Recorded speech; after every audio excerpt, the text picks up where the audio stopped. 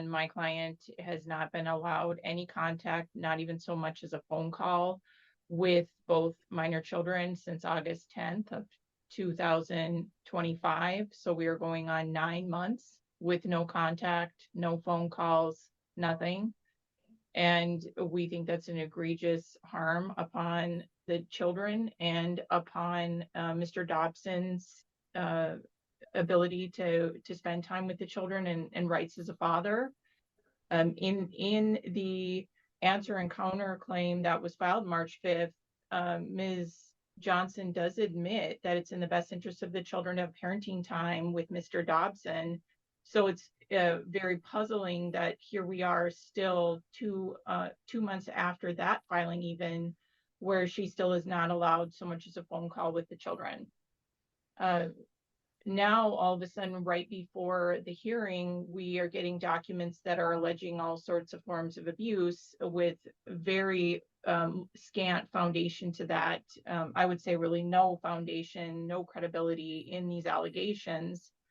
And what should be noted to the court is that there was a substantial period of time in April 2023 to January 2024, where Ms. Johnson left the children with Mr. Dobson in his primary care, and she moved to Bismarck. So there was 8 months there where the children were in his primary care. She returned to the home and then spent 2024 in Mr. Dobson's home with the children. And then in 2025, in August of 2025, she decides to leave the home and take the children with her. There's some references to incidents that happened between the two of them, but again, she has not presented any evidence to support allegations of domestic violence. And certainly there is nothing that she can indicate that there's any evidence of domestic violence that occurred between the parties within approximate time to the proceeding. And that's something that the court would need to consider. And it's also very sad that when Mr. Dobson tried to drop off presents to the children in December of 2025, that Ms. Johnson called the police and tried to make it out to be that he was somehow harassing or threatening her, which none of that happened. There was never a restraining order that resulted from this. And even though Mr. Dobson tried to see the minor children that day, tried to deliver presents, he was refused any contact with the children again. And then again in February of this year, Ms. Johnson came to Mr. Dobson's home to retrieve more of her personal property. He allowed her to do that. He allowed her to even take beds for the children. And he, even though she'd already retrieved property back in August of 2025, he got a little bit of information about how the children were doing from her in that quick visit in February 2026. He allowed her to take whatever items she wanted for the children, but she did not bring the children with so he could see them. And there was no police report, no incidents reported from that. So it's very sad that instead of admitting that she just wants to control and cut off all contact with the minor children, for Mr. Dobson, she's now making false allegations of abuse against him. It's not in the children's best interest to go 9 months without any contact with their father. He's submitted in his declaration and exhibits all the attempts he's made to try to contact the children. She then claims he's harassing her. I certainly don't see any harassment. There's been no evidence of harassment or stalking of any kind. And it's just very puzzling to us why this has taken 9 months now. Here we are today, and then they're wanting to continue it yet again. And then the counsel referring to any contact that Mr. Dobson would have as visitation is a very antiquated term. That would be parenting time. This isn't a zoo. We aren't visiting animals. This is about children. And it's very clear that throughout this declaration, Ms. Johnson is doing everything to malign Mr. Dobson's character rather than focusing what's on the best interest of the children. And in her untimely declaration, she still does not state what she believes would be in the best interest of the children for a parenting time. So that's also very puzzling. It appears that she believes that no contact should be ordered as far as what she's stating in her declaration, whereas her attorney is saying that Mr. Dobson could have some visitation coming up on the weekends. We believe our proposed parenting plan is in the best interest of the children. The children are 10 and 5. They know Mr. Dobson, even though there's been a substantial period of time without contact, but it would be in their best interest to be able to have the summer with Mr. Dobson. And he has provided a proposed parenting plan. This would give him makeup time. He is on a layoff during the summer from his employer, where the building is very hot. They usually lay off employees from June, July, and then sometimes into August. So he would have a substantial amount of time to spend with the children where they wouldn't need to be in any form of summer daycare. And then Ms. Johnson could have every other weekend parenting time. We do believe that this schedule should continue into the school year so that the children can return. The oldest child for sure can return to the school that she's used to, and then the youngest child could enter kindergarten this year. We are lacking any information of where the children have been, other than a potential address that Ms. Johnson was served at. We don't know where the oldest child, Nevaeh, is attending school. We don't know where the youngest child, Freya, is potentially attending daycare. She was set to start preschool in the fall of 2025 in Valley City, and that didn't happen. So we're lacking a lot of information about how the children are even doing. And as outlined in Mr. Dobson's declaration, we believe the best interest factor of Mr. Dobson, and that the children should be returned to his care. And he was their primary caregiver up until Ms. Johnson leaving, absconding with the children and taking them to Bismarck without his permission. So we believe our parenting plan is appropriate and in the best interest of the children. And we did submit that as our Exhibit 1, Your Honor. All right, thank you. Mr. Byers, any opening statement? I would just reiterate that I think it's a disservice to my client to have to proceed forward with an attorney who just got notice of the case yesterday. And I know that's not the court's fault, it's not the plaintiff's fault, but it's certainly not Michaela Johnson's fault. I guess I'll just have to stand by the allegations that she makes in her declaration. That's the only document that the court's considering at this point. She does make allegations of physical abuse, emotional abuse, alleges that the father of the children is not an attentive parent, that he falls asleep a lot of times when he's caring for the kids, sometimes leaves the kids in the care and control of people who are not paying attention to them. I think she makes a case for the fact that the kids are in a place in Mandan where they're doing well. And so I don't think it's in the kids' best interest to necessarily uproot that, and certainly not in the children's best interest to be uprooted and have everything change without the court having a better handle on what all the evidence is that I'm not able to provide, having been asked to step in yesterday. That's all. The court has already ruled on the request to continue. Yeah. The filings were required to be filed before Mr. Copy's letter was even issued by his doctor. They weren't. Even after the letter was issued, there was a 7-day delay in notifying the court of the issue. The rule is quite clear that I am required to hold the hearing within 30 days of the motion being filed. The allegation is that there has been no contact with the children since August of 2025, and the children were substantially uprooted at that time. This matter is not about whether Mr. Copy is or isn't able to practice law.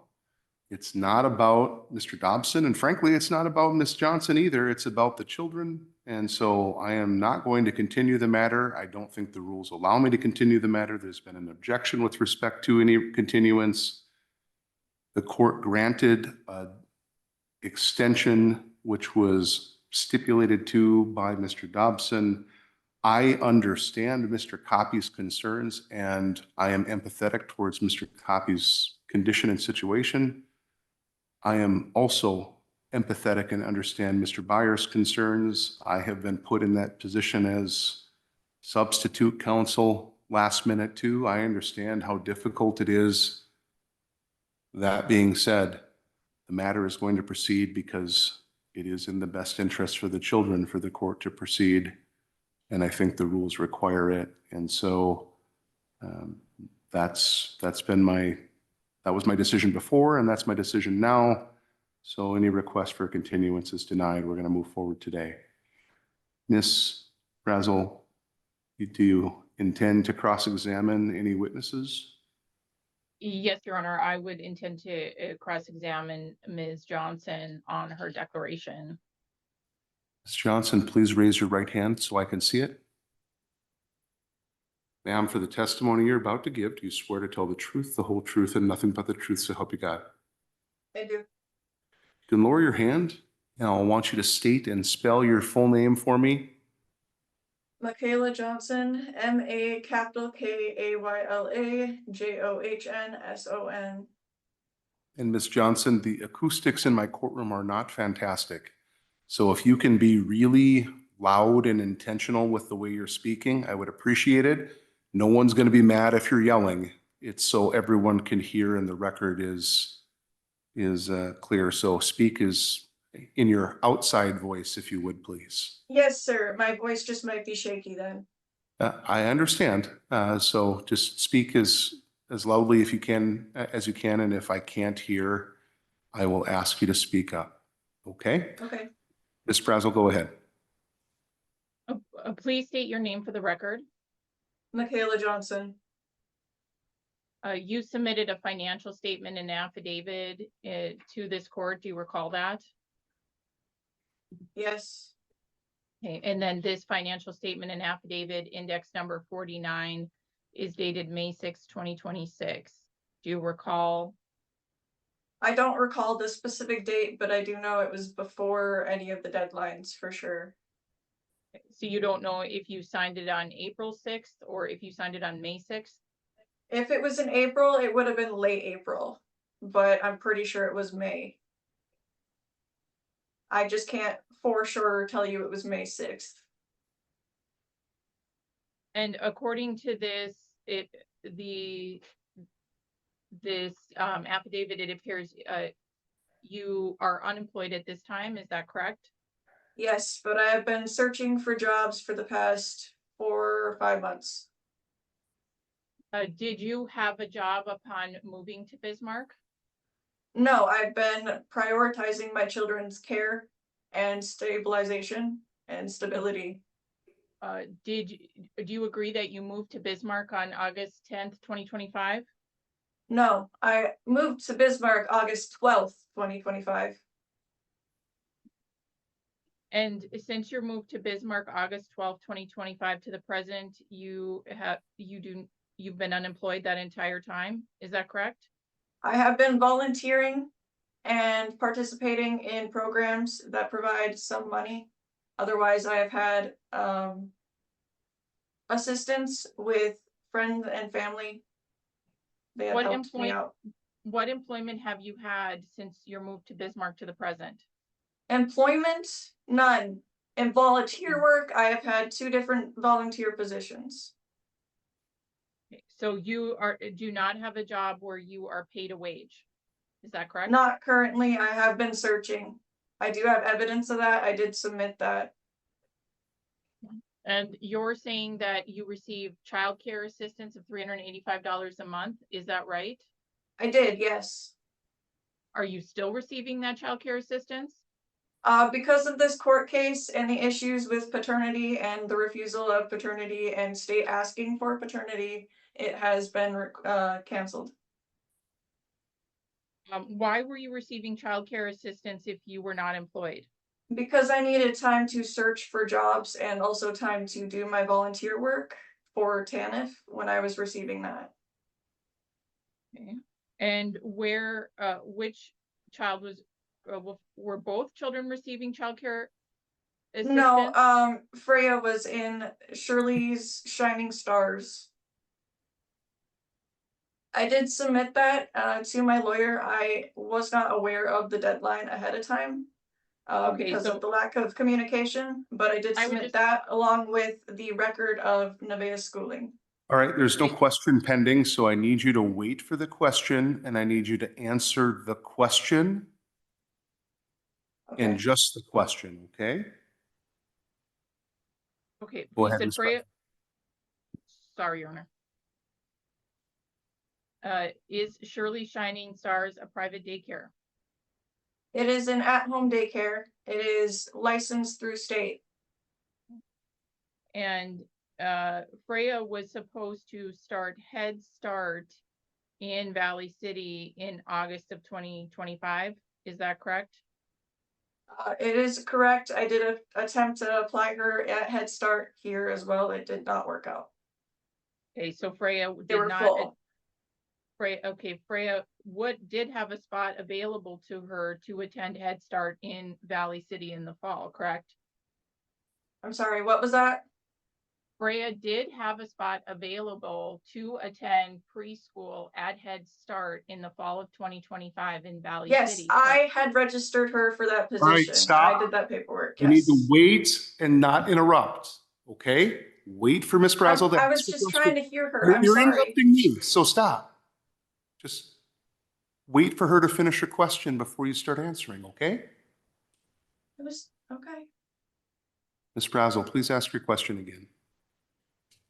Freya there was an open spot available for her to start Head Start in the fall of 2025 in Valley City, correct? I believe so.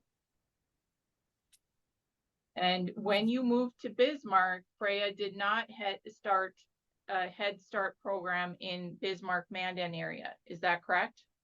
Correct.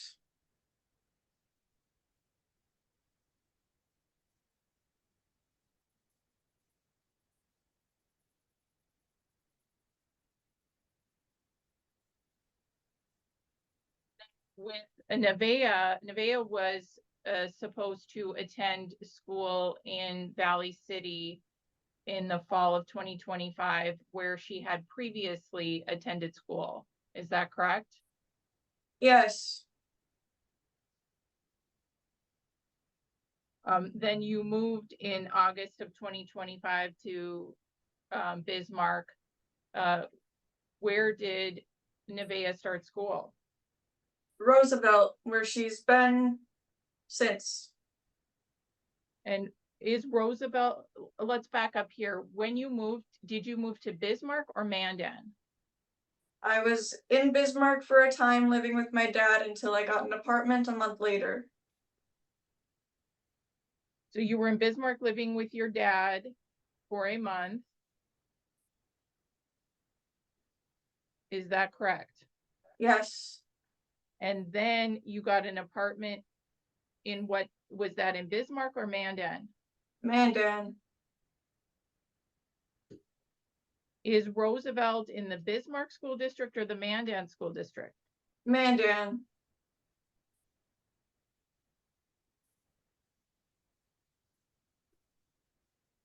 And Nevaeh had never attended school at Roosevelt previously, is that correct? Correct.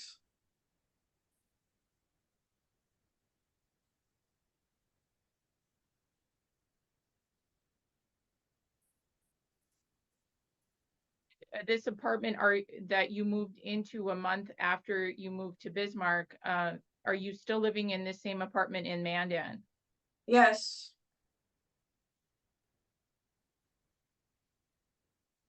What is the address? It is 506 2nd Street Northwest, apartment 1, Mandan, North Dakota 58554.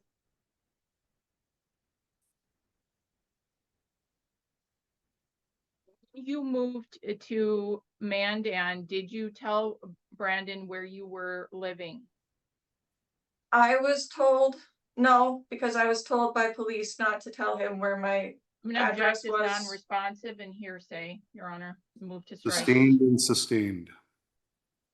Okay, so you did not tell Brandon where your residence was when you No. moved to Mandan, correct? Correct.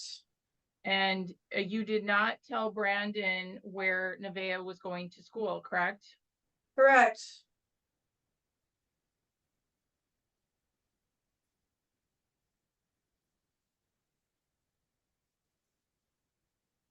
You did not tell Brandon where Freya was going to daycare, correct? Correct.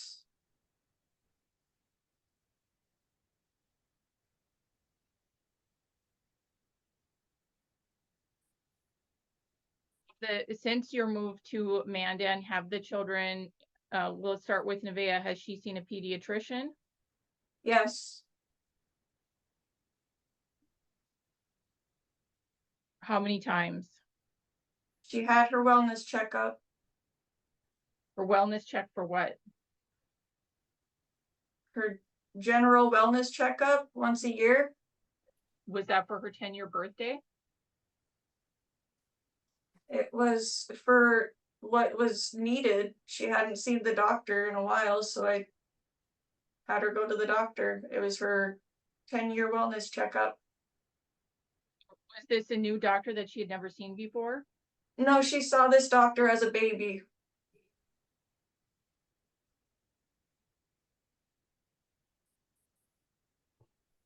Did you tell Brandon about this appointment? No.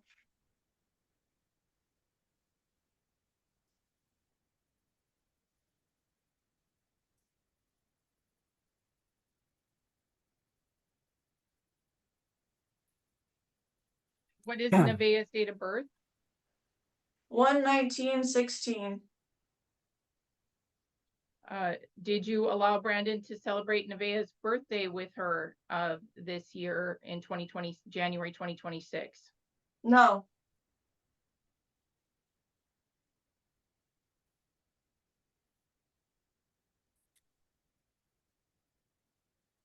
With Freya, has she seen a pediatrician since your move to Mandan? Yes.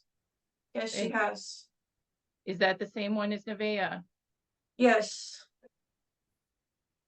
How many times has Freya seen this pediatrician?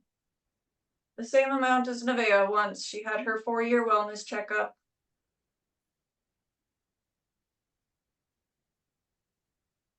What is her date of birth?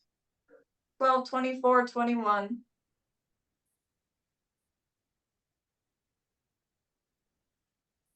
She is 4, not 5.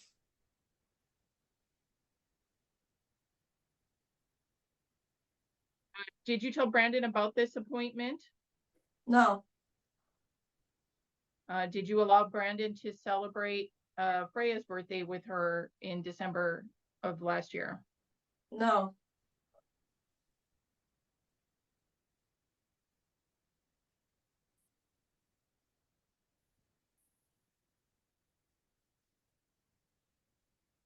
When you first moved to Mandan, did you allow Brandon any phone calls with the children? No. Since your move to Mandan, have you allowed Brandon any phone calls with the children? No.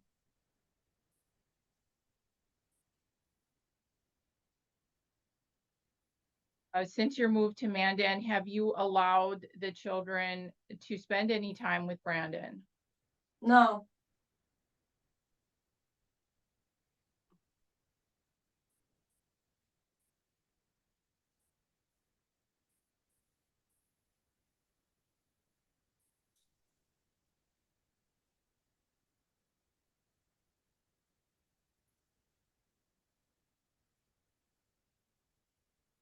In December, Brandon came to your residence to drop off presents for Christmas presents for the children, correct?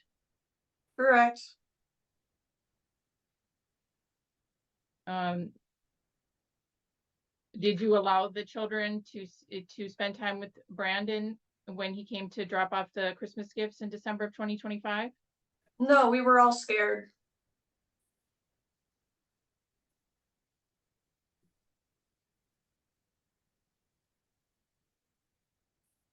You're saying you were scared, is that correct? No, my children were also scared. They were hiding in their room. Were the children scared because you were acting scared? No, the children were scared because there was nobody supposed to be knocking on our door. Did you tell the children that it's their father and he'd like to see them? No, because he shouldn't have been there. He wasn't invited. He wasn't supposed to have my address. I never gave that to him. Did you, Brandon ended up leaving or presents there, correct? Yes, it was 2 blankets and 2 exact of the same stuffies. They're in a corner somewhere. Did you give those presents to the children? Yes, I did. You called the police? Because he told me he refused to leave. Brandon was saying that he wanted to see the children, correct? Yes, and I said that he was supposed to wait for my dad to respond because he had texted my father. He was supposed to drop off the Christmas presents with him. Before my dad had the chance to reply, he showed up at my doorstep and beat on the door, refused to leave until he saw the kids. I called my dad and he told me to call the police. So when the police arrived, both, it sounds like the police talked to both you and Brandon, correct? I believe so. I don't know. I didn't open the door until the police came. And Brandon left at some point after the police came, correct? At some point, yeah, it did take a while.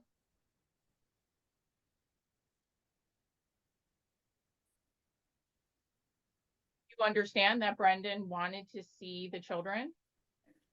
I understand. And that Brandon hadn't seen the children at that point in 4 months. I understand that. I'm not trying to get in the middle of their relationship with each other. I haven't contacted Brandon or given him my phone number because I don't feel like it's going to be productive. And that's why I did request to my lawyers a couple of times whether we could do a parenting app that is monitored. That I would be okay with for communication between him and the children. And that way it is monitored, nothing becomes out of pocket, everything is pertaining to the children. Okay, but you understand that Brandon wanted to see the children in December, but you did not allow Brandon to see the children in December when he dropped off gifts, correct? Because he did it inappropriately, yes. But you think it was inappropriate for Brandon to bring gifts to your home for the children? I believe it was inappropriate for Brandon to show up at my door when he should not have known my address.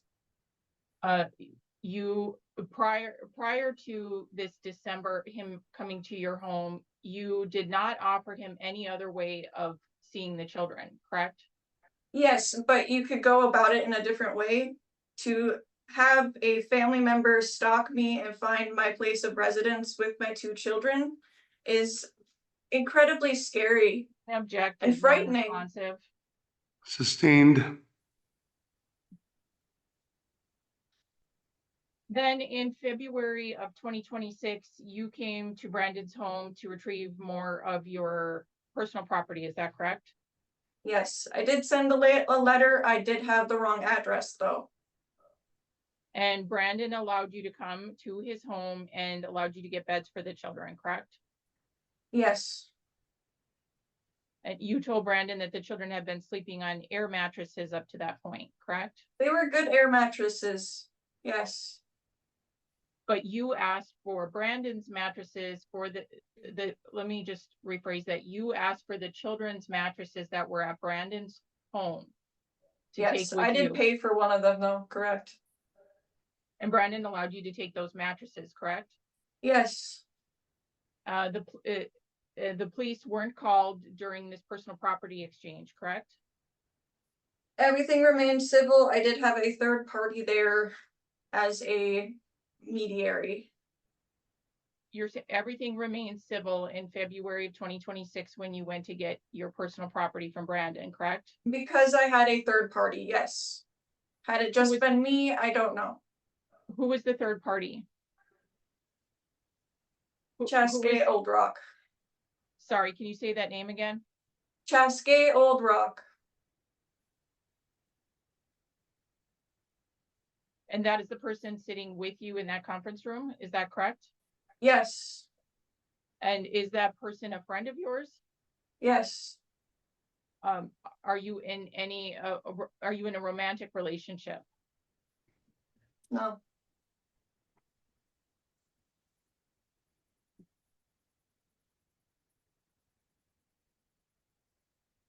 And in your current residence, how many bedrooms are there? 2, Do the children share bedroom? yes, they have a bedroom to themselves. Are you in the other bedroom? Yes, Does anyone else live with you? no,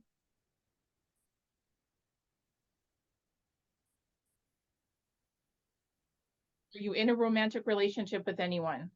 no,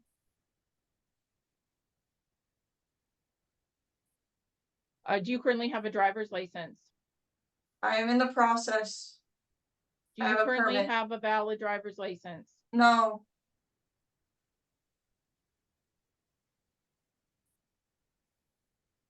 So how do you transport the children to school and daycare? Nevaeh takes the bus. I walk Freya. It's not that far.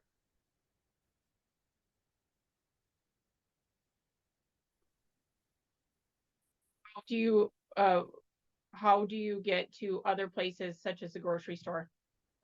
I have family and friends. I have lots of familial and friend support.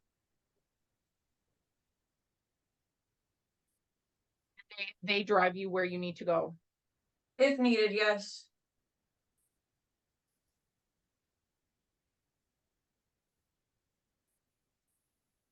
So if a Brandon is awarded any parenting time with the children, how are you going to be able to do any of the transporting for parenting time? I can, I just need to know ahead of time. And then you'll have a family member help with family member or friend help with transportation?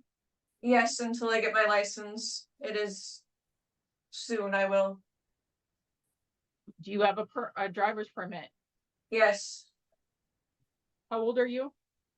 30.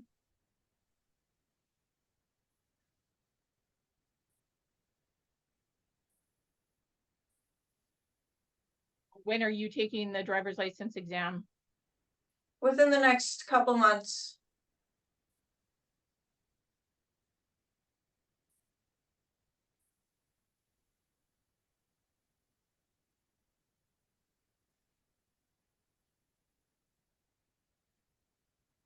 And you said in your declaration from index number 66 that you and Brandon began dating in late 2025. Is that correct?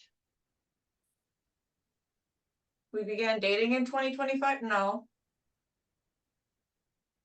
Okay. When did you and Brandon begin dating?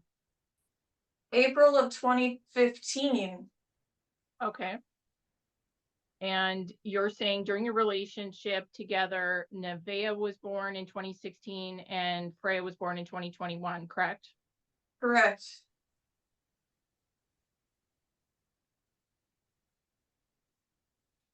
You indicate that Brandon was physically abusive towards you. Is Yes. that correct? What is the date when he was first physically abusive to you? I don't know a physical or an actual date. I can tell you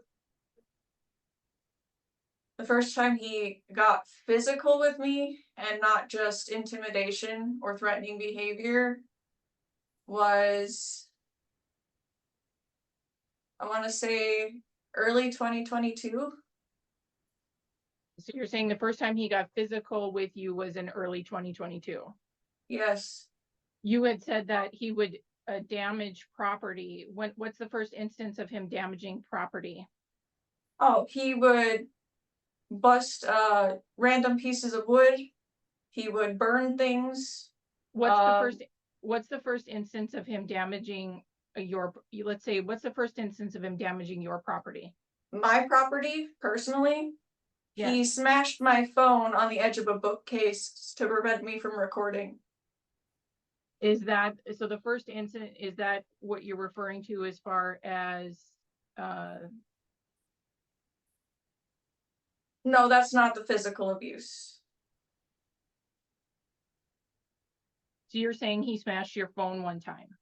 And He when smashed was, my phone once, he's taken it away multiple times.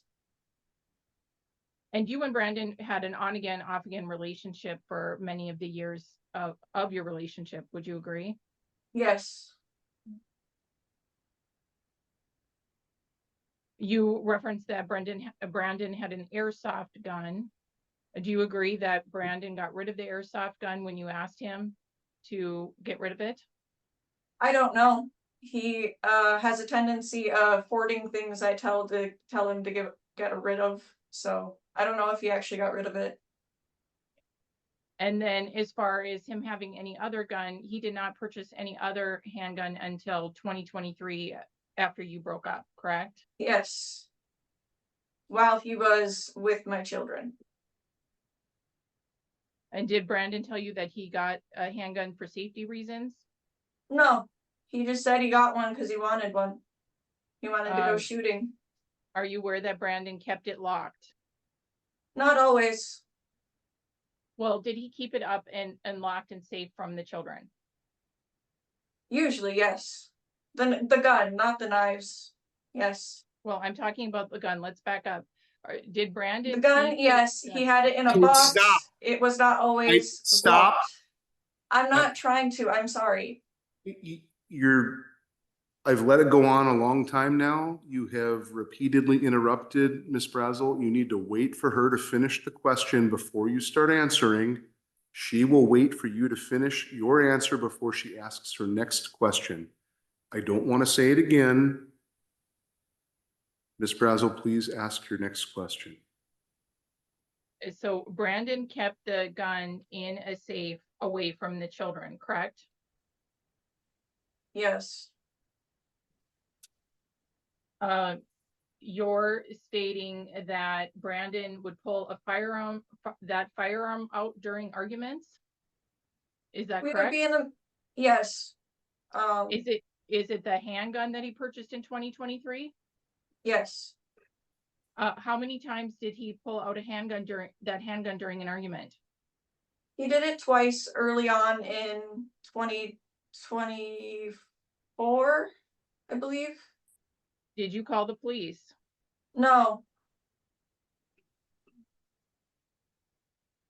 Brandon hasn't been arrested for any charges related to firearms, correct?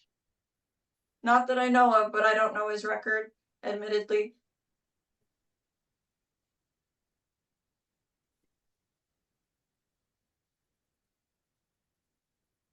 And you're indicating that Brandon would, you said he left knives around the residence and would pull knives out during arguments. Is that correct? Correct. Were there times that you and Brandon would be arguing and he would be cooking in the kitchen with knives? No, Did you call the police at any time when he would be using a knife during argument, as you say? no, You referenced an incident in October 2022 where you say Brandon physically assaulted you during an argument. Was this an argument where you were wanting to leave, but Brandon wanted you to keep the phone there because he paid for it? no, that was not the incidents. You indicate in your declaration that there was the phone got smashed. Is that correct? Yes, Did you call the police during this incident? I might have, I don't know for sure. Were there any charges that ever resulted from this incident? No, it's always been domestic disputes. Were there arguments? Did Brandon get upset with you because he would be working all day and he'd come home and he'd have to start cleaning the house? No, You never had arguments about Brandon being exhausted and you saying that you needed me time, so he needed to start cleaning the house and take care of the children? we had arguments, but that was not the result of it, and that was not the start of it. That was part of the argument, yes. So you agree that there were arguments between you and Brandon due to you staying at home and not cleaning the house, correct? That's debatable. Do you agree that Brandon provided the majority of the financial support for you and the children during your relationship? Yes.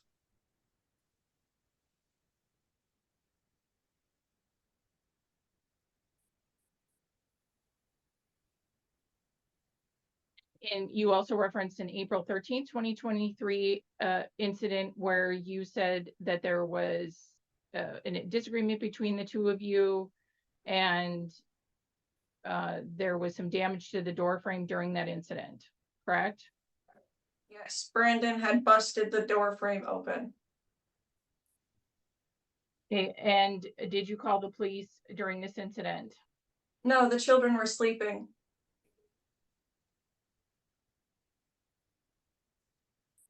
You ever gotten angry with Brandon? Gotten angry, yes. Have you ever called Brandon names? Yes. What sort of names would you call Brandon? I'd call him dumb. Anything else? Whatever he had called himself. Well, what other names would you call him? I honestly can't remember. It's been months and it had been years and years of a relationship. I don't remember. Were you at times mean to Brandon? I was mean back, yes. Did you ever hit Brandon? Not unless it was self-defense. Did you ever hit Brandon? Is Not that yes? unless it was self-defense. So that means are you saying that you did hit Brandon? I'm saying I defended myself Well, if I needed to. Did you hit him in the face? No, Did you hit him in the body? no, Did you push him? no. I would try to get out of the doorway. He would block the doorway. Did you ever assault him in any way? I don't think so. Did you ever throw anything at him? No. All right. In April of 2023, you say that you packed your belongings and it sounds like you moved out of the residence you shared with Brandon and the children. Is that correct? To be completely honest about that situation, he had started packing my belongings for me and then told me I had to leave. So I felt like I had no choice. Did you move out of the? I did move out because I felt like my safety was threatened, yes. And you left the children with Brandon in April of 2023, correct? Knowing that I would come back for them, yes. Okay. And then you were moved out of the residence that you shared with Brandon and left the children with him from April of 2023 to January of 2024, correct? I believe so. I think it was early February of 2024 that I moved back officially. Okay, so and where were you living? I was living on my own in Bismarck. And during I that got time, an apartment. Sorry, I'm sorry, I didn't mean to interrupt. You got an apartment by yourself? Yes. Were you living with anyone else? No. Did you move for a job? I moved for job opportunities. Did you get a job? I did. How long did it, what job was that? I worked as a cook at Edgewood Estates for For how long? $18.50 an hour. Sorry, for Sorry, how what? long? For how were you long? I believe it was about 6 months. 6 or 7. And then during that time, the children resided with Brandon from April 2023 to February 2024, correct? Correct. They would come down for visits. Brandon would bring the children to you for visits, correct? Twice I did go visit them, but yes. Brandon would allow you phone calls with the children as well? Is that correct? For the most part, not always.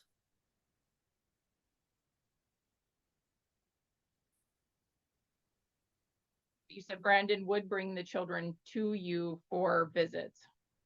Yes. Okay.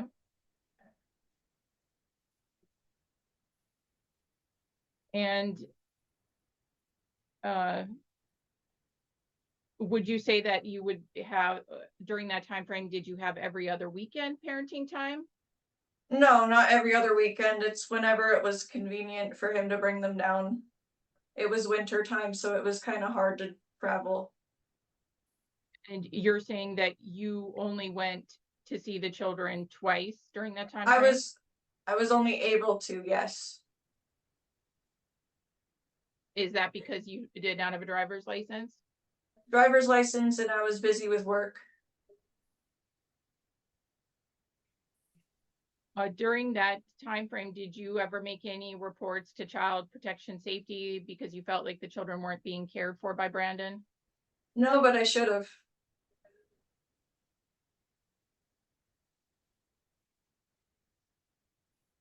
Did you ever call the police because you were concerned about the children's welfare? No, I felt like that would be traumatizing to them.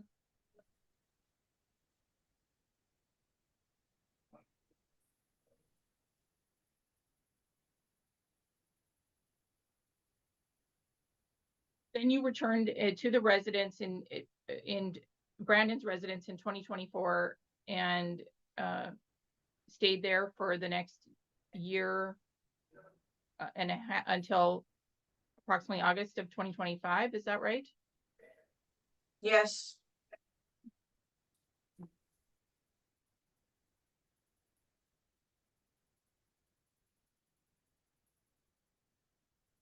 The time you would leave the children alone with Brandon, correct?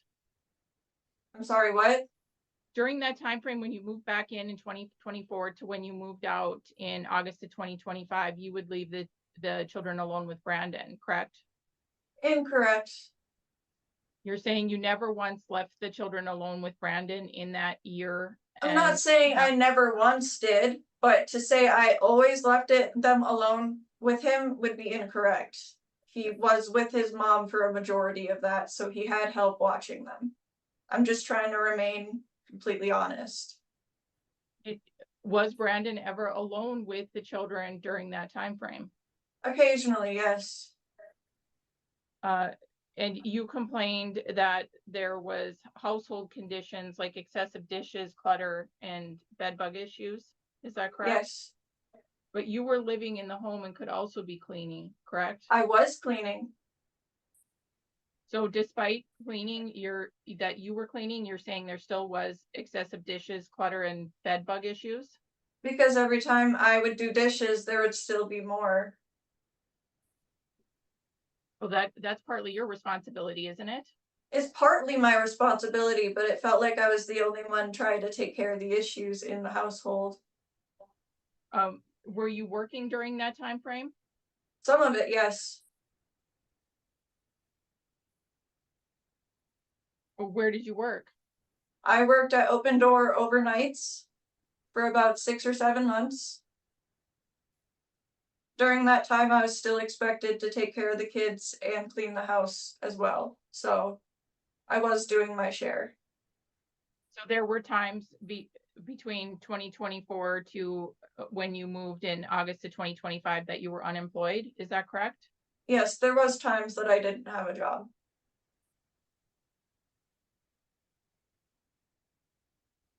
Why did you move back from Bismarck to Valley City in February 2024? Because it was really difficult on the children to be apart from me, and it was hard on me too to be apart from my children, so I wanted to move closer to co-parent with them better.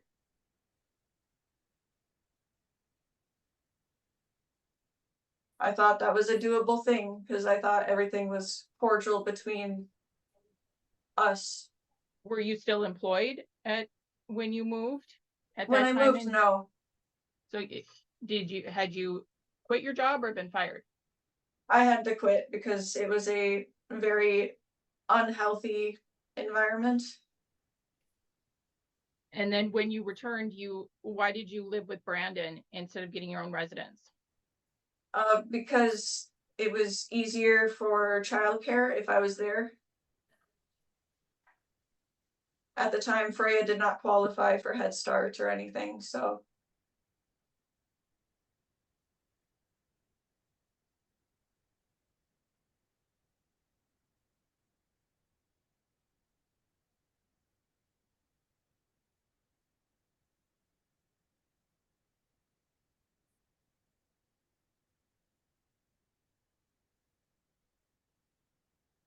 So when is the last time that you've had a job where you were paid wages? December 2024 or January 2025, I believe, where I was actually paid wages. I have found other ways to make money though.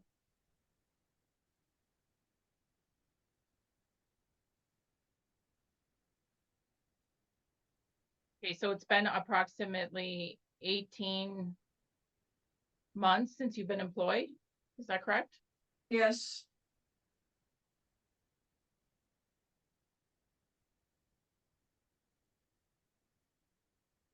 Do you have any mental health issues? none that are severe would interact or be an issue. Do you have any mental Almost health? every, Do you have any diagnoses like anxiety or depression? I have anxiety and I have depression, yes. Any other diagnoses? PTSD, Do you have an actual diagnosis from a medical provider of that? yes. Are you on any medications? No, You don't take any medication for your anxiety, depression, or PTSD? no, I have coping skills. Or do you see a counselor for this anxiety, depression, and PTSD? I will be going to a therapist here soon. I just got insurance, so What is it? Where do you have insurance through? it's the Medicaid expansion, What insurance do the children have? Medicaid.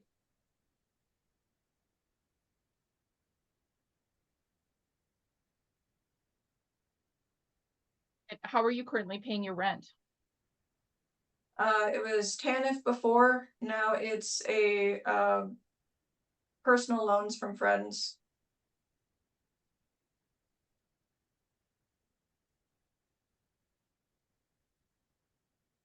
Do you have any plans to move from your current residence? My lease is up in October. And are you going to move at that time? If I can find a bigger place, yes. Would you stay in Mandan? I would prefer to. It's quieter. Is Nevaeh in any extracurricular activities? No, but she is working on how do I phrase this? I'm sorry. We're trying to find a extracurricular in the summer that she would enjoy. A lot of them are pretty physical. So she's looking into Taekwondo and karate for the summer. Since your move to Mandan, has Nevaeh been in any extracurricular activities? Not yet, no. With Freya, is she in any extracurricular activities? Not yet, no. Since your move to Mandan, has she been in any extracurricular activities? No, not yet.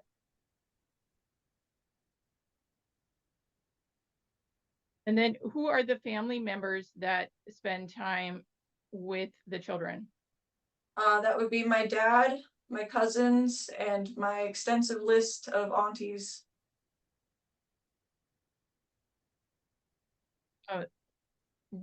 Were you in foster care because of your dad's abuse of you? That wasn't because of it, but it was part of it, yes.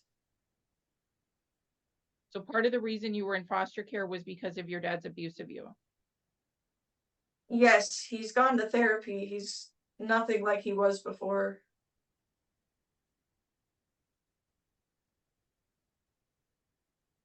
Do you allow your dad to watch the children while unsupervised while you're not there? No, Have you allowed anyone other than the daycare to watch the children while you were not present? yes, my cousins, Allie and Mary.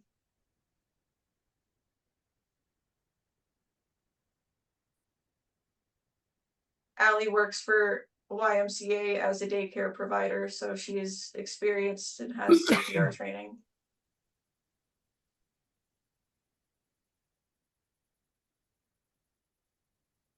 Do you allow anyone else to watch the children when you were not present? No,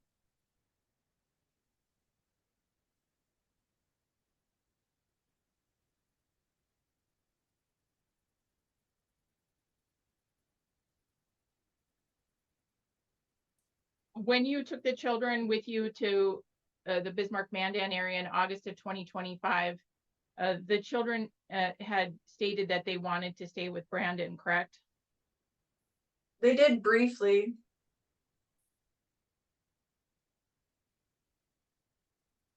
They mostly just wanted to stay together. That was their biggest thing. And the children wanted to stay in Valley City where they had friends and where Brandon was, correct? They have changed their opinion on that, correct? But yes. What I'm asking about initially prior to you Yes, moving, they were said upset wanted about to stay. leaving Valley City. So I'm again, sorry, I didn't mean, I thought she was done speaking. I didn't see that her green box was going. I honestly didn't hear her. I'm sorry, please. you need to Ask wait. again. I'm really getting frustrated because this makes it very difficult for my court recorder to keep things straight. You I'm need to sorry. wait. I'm sorry, I thought I saw the green box stop glowing. That was my bad, I apologize. All right. What have the children asked to see Brandon, their father? They have not asked to, no. They have asked if he's okay. What have you told them about why Brandon hasn't been able to see them? I have tried my best to keep all of this between him and I, because it's not good for the kids to be exposed to too much of this. I did tell them that their dad and I do not get along well. That their dad does not always treat people the best, and that he needs some space. And that he loves them very much, and that he misses them, and that I'm not trying to take them away from him, but we're trying to figure it out in the best way that we can. Would you agree you did take the children away from him? I agree, I have kept them away from him longer than I needed to, longer than I was meaning to. I mean, longer than I meant to.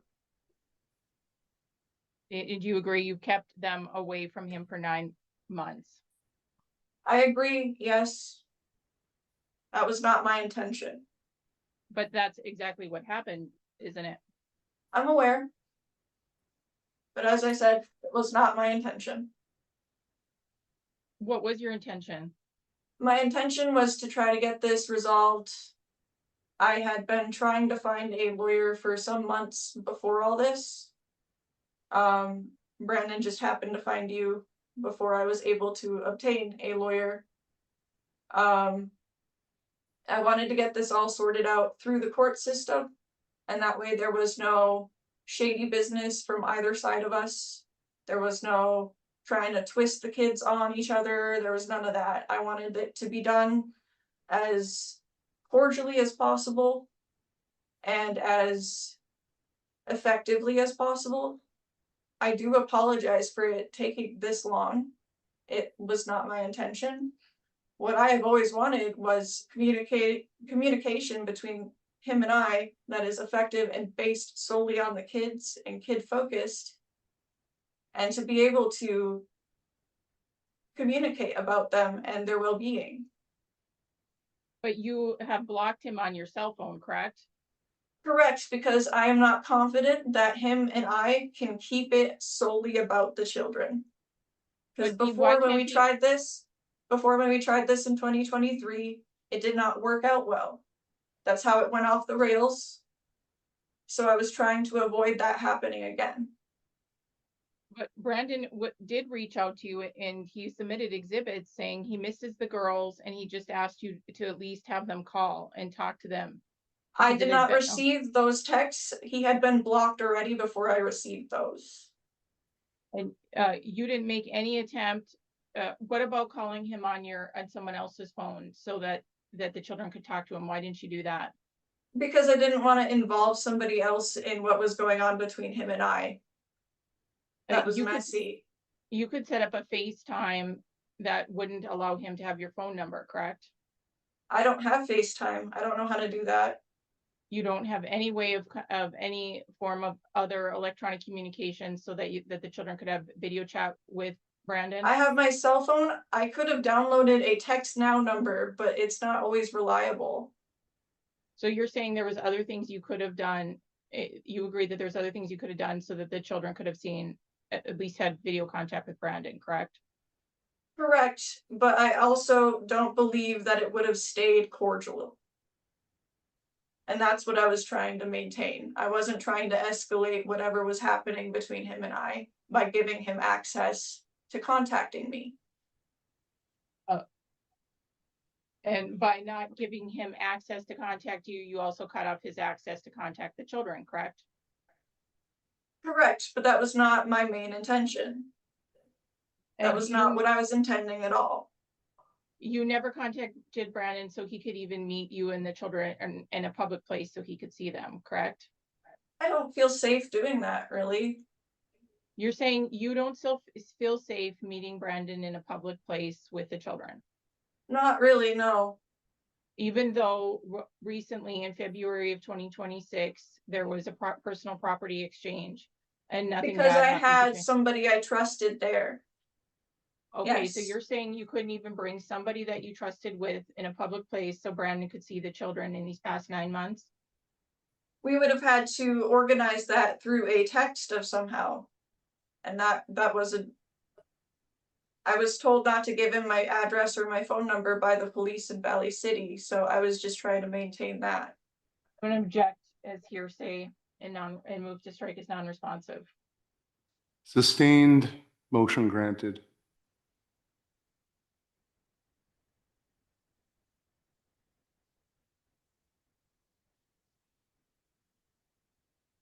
Do you think it's in the children's best interest to not have contact with Brandon for 9 months? No, I have no further questions. Mr. Byers, the rule doesn't mention or discuss any redirect, but it is my common practice to allow a brief redirect that is limited directly to the scope of cross-examination. You can go ahead and ask questions if you wish. Thank you.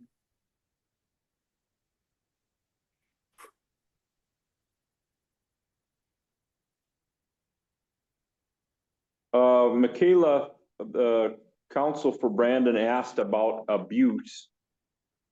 And you started to talk about him smashing your phone, pulling out guns or knives during arguments. Was there an incident where you wound up with some kind of a fat lip or a cut in your mouth or something? yep. I can't remember if it was the exact time where the phone got smashed or if it was another argument. But there was a physical altercation where he had thrown me against the wall while I had Freya in my arms. And it ended up hitting me in the lip and cutting open the inside of my lip. What wound up hitting your lip? His arm or his fist or something. I don't know, it was all happening so fast.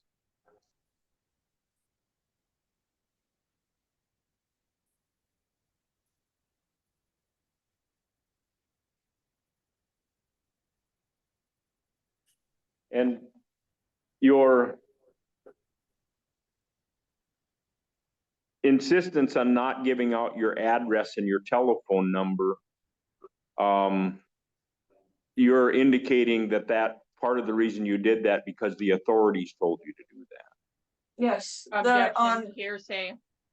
Sustained. Can I, for just one time, Your Honor, have a chance to respond to the objection? What is your response, Mr. Byers? That it's not for the truth of the matter asserted, but to explain why she did what she did.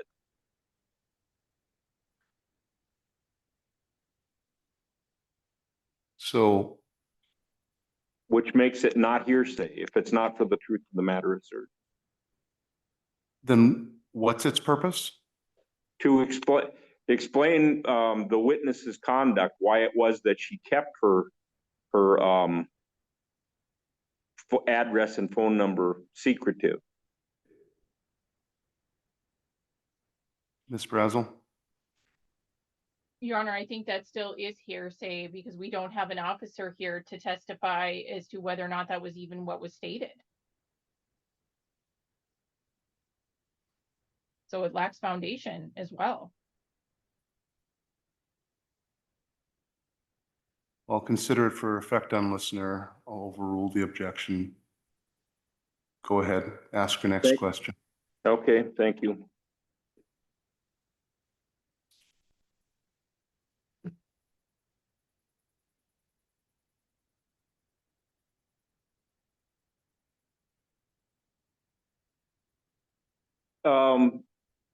Michaela, you had indicated that there were times when you were living there and you left the kids in the care of Brandon, and a lot of times it was with his mother present. Did you feel better about the situation if his mom was present? I mean, if there was more of a chance that one of them would have woken up, because a lot of the time both of them were sleeping during the day when both kids were conscious. So yes, I did feel more confident when there was another adult there in the parenting abilities. Okay.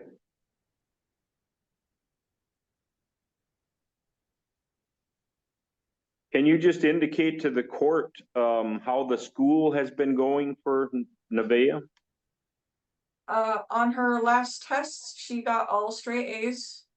She has improved since the fall.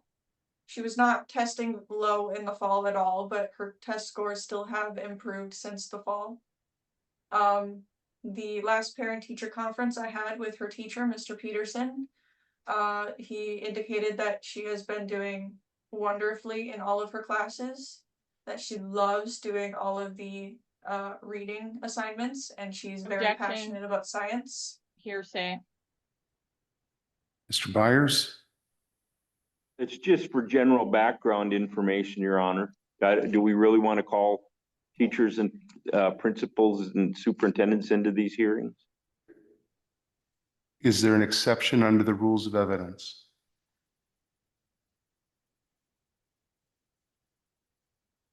I'd say it's just a public record. My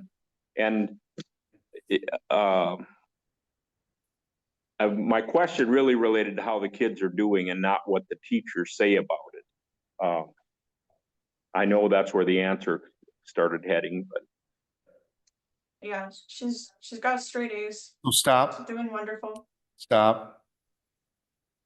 So objection sustained. It's not a public record. Educational records are protected under both federal and state law. It's not a public record. It is offered for the truth of the matter asserted, not by the question asked by Mr. Byers, but the answer of Ms. Johnson. So the objection is sustained. Go ahead. How has the kids' behavior been, Michaela, during the last 9 months or so? They have been able to regulate their moods a lot easier, having a stable, consistent routine. They have been able to be open about their anxieties and worries with having an open communication and a nurturing environment. I understand from your responses to the plaintiff's questions that you do understand that Brandon has to have parenting time, and that may even be in the best interest of the kids for him to have parenting time. Yes. Okay, I don't have any further questions, Your Honor.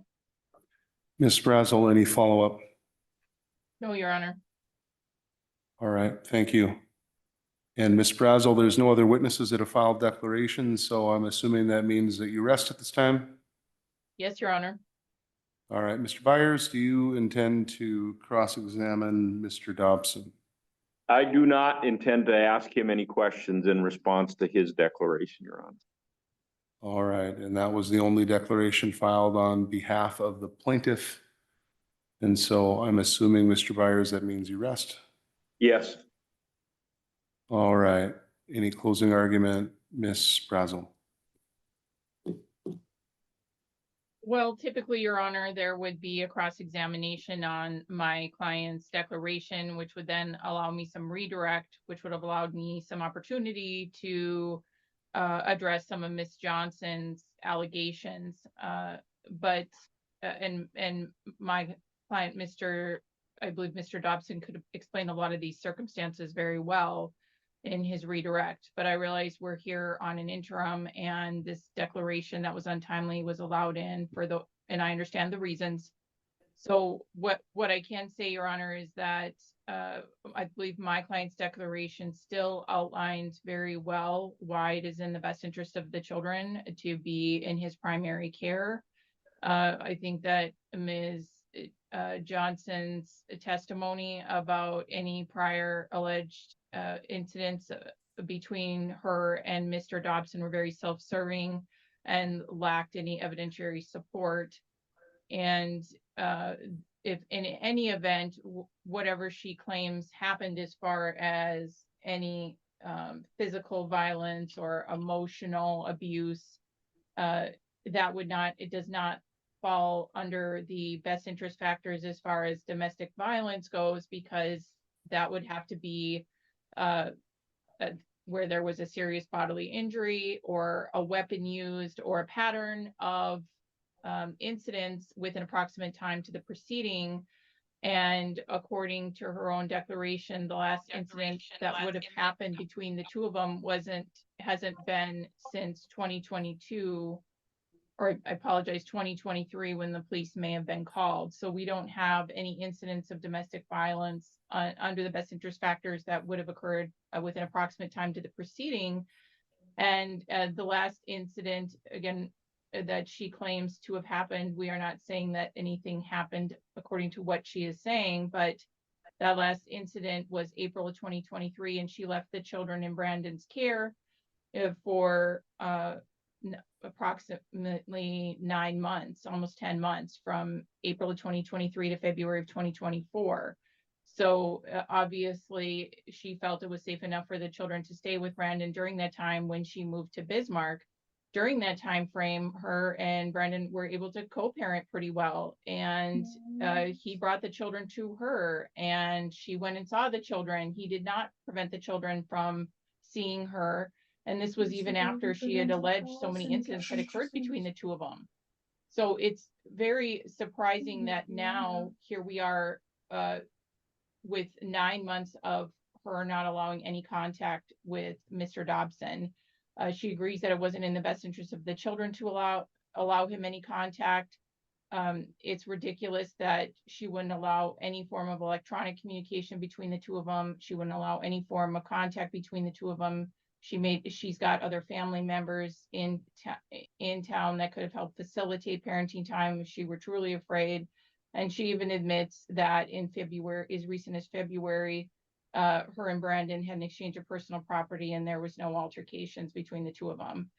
So this was not in the best interest of the children for Brandon to have 9 months of no contact with them. That could cause severe emotional trauma to them and could cause potential long-term abandonment issues for them with not seeing their father.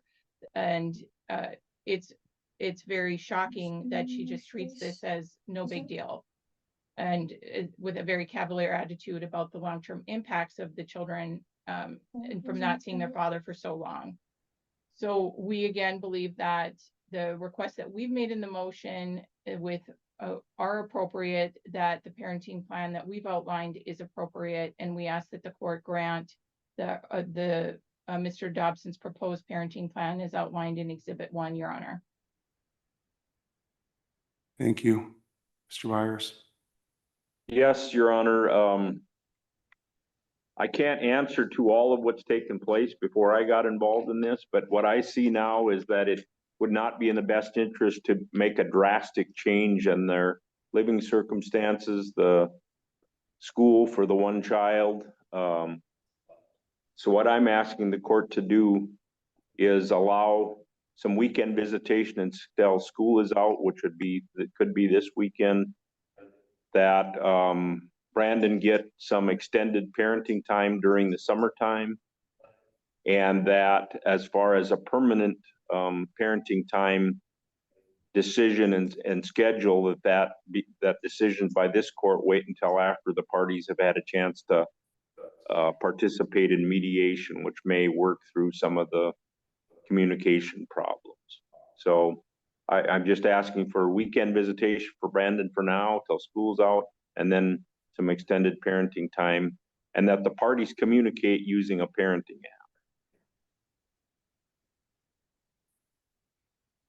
app. I'm sorry, I didn't quite hear your last statement, Mr. Byers. Communicate with Because of the concerns about this maintaining on the subject of co-parenting, that the parties communicate with each other using a parenting app, which would alleviate my client's concerns about it going off track. How does your client propose to pay for a parenting app? Well, as it is now, she's indicated that she's getting by from loans from friends. And so I think it would have to be on that, unless, Michaela, unless you're able to offer the court any other source that you may have for paying for the parenting app. Not at this time, no. And Your Honor, on that, the best app typically is Our Family Wizard, and those charges vary, but they're usually around $144 a year, approximately $12 a month per person. And that's for a very basic plan. To have sometimes additional features that can be more expensive.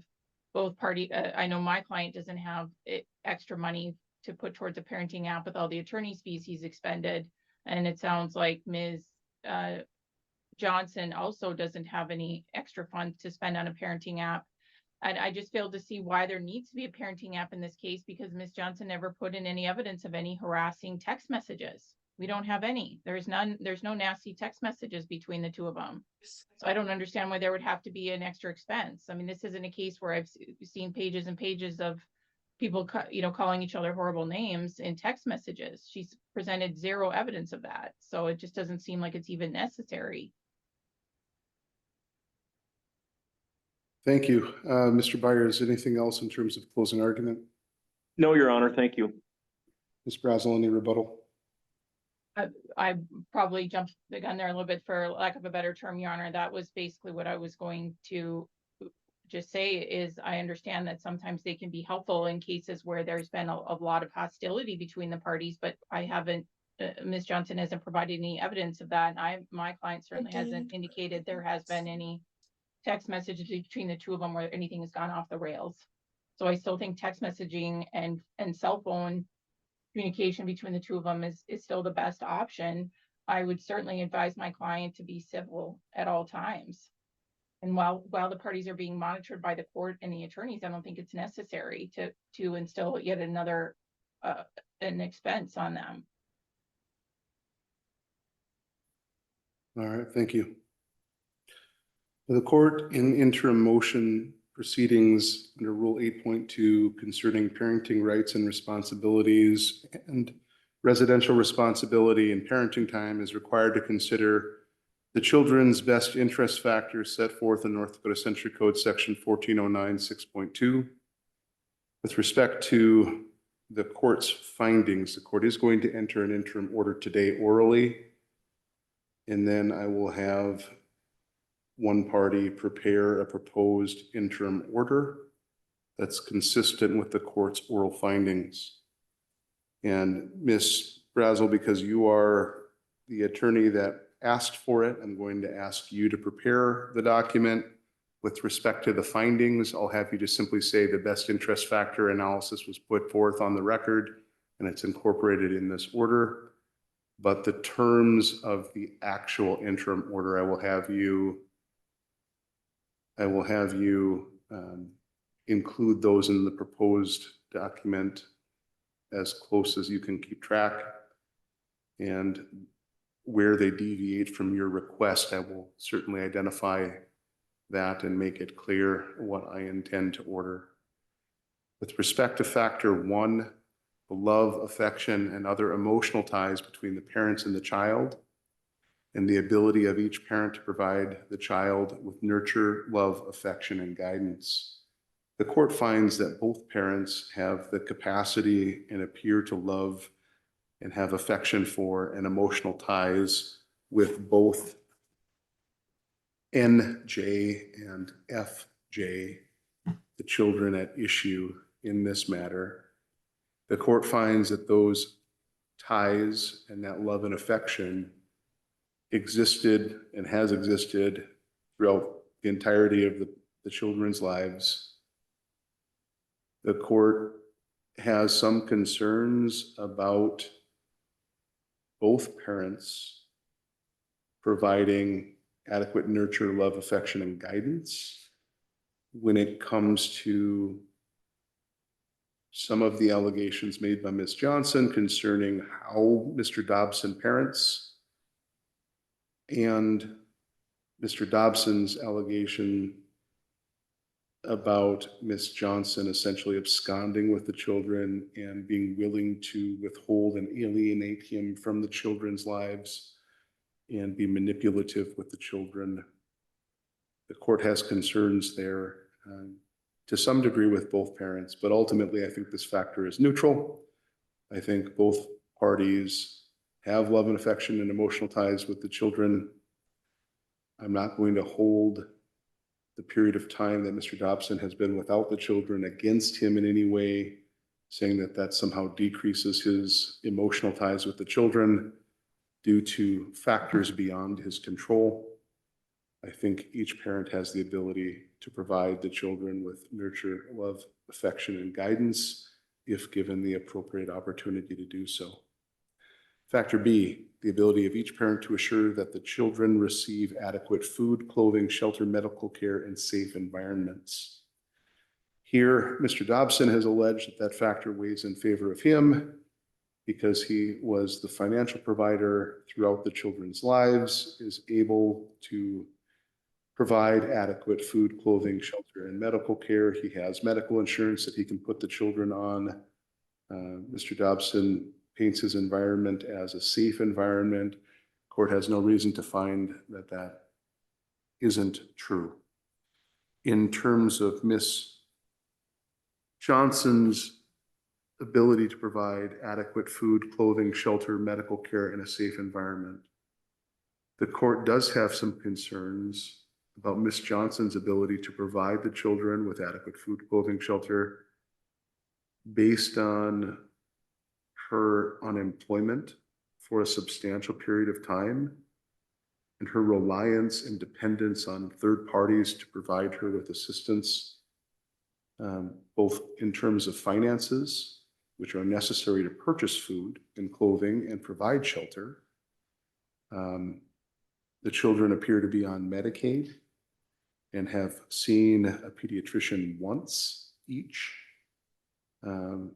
There's no reason to think that that's inappropriate, but it perhaps isn't the best care. It's probably not the most frequent of care. In terms of a safe environment, Mr. Dobson's declaration did set forth information concerning his environment. And the court again has no reason to disbelieve Mr. Dobson's assertions. He was not asked any questions on cross-examination that would somehow imply that his statements are not true. Ms. Johnson went to great lengths to explain why she thinks Mr. Dobson is not a safe environment for the children.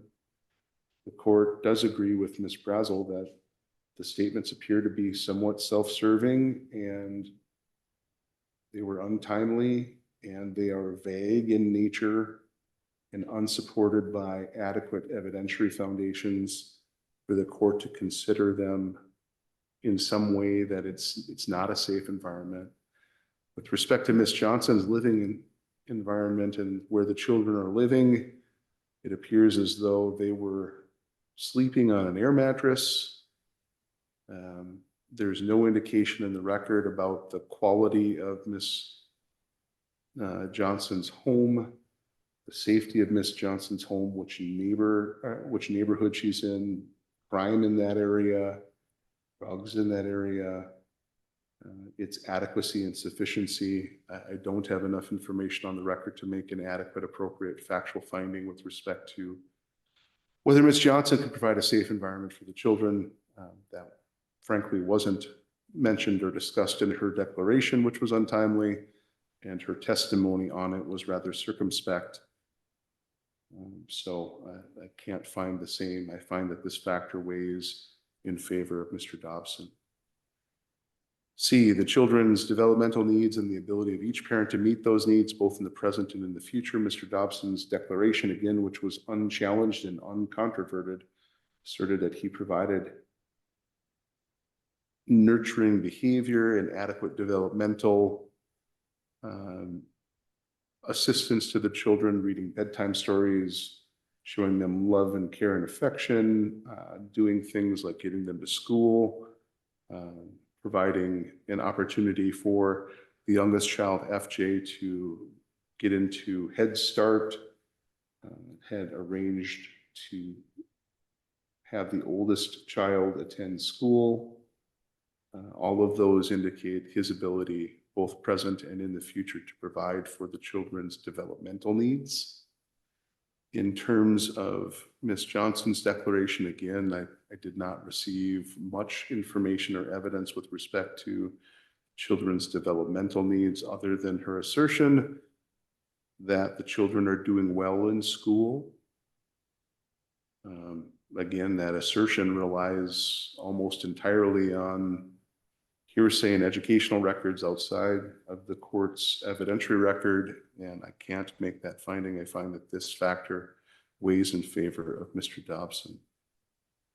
D, the sufficiency and stability of each parent's home environment, the impact of extended family, the length of time the child has lived in each parent's home, and the desirability of maintaining continuity in the child's home and community. In terms of the sufficiency of the parent's home environment, again, the court received an uncontested declaration from Mr. Dobson concerning his home environment. The court finds that that uncontested declaration indicates that Mr. Dobson has a sufficient and stable home environment. He has his mother and extended family that are very involved with the children when allowed to do so. The court finds that that is in the children's best interest. In terms of the length of time the child has lived in each parent's home, the court received evidence that the children lived in Valley City the entirety of their lives up until August of 2025. That At that time, the children were unilaterally removed from Valley City and placed in Bismarck. And then there was a transition from Bismarck to Mandan shortly thereafter. And the children have been in Mandan for approximately the last 9 months. It is desirable to maintain continuity in the children's home and community.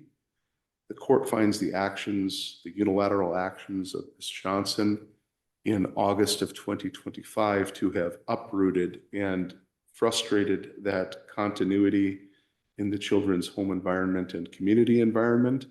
Again, Mr. Dobson's declaration was uncontested. It asserted that the children were removed not only from the home environment, but from their school and community without even having an opportunity to say goodbye to their friends and to family in the area. The court finds that that weighs against Ms. Johnson and in Mr. Dobson's favor. E, the willingness and ability of each parent to facilitate and encourage a close and continuing relationship between the other parent and the child.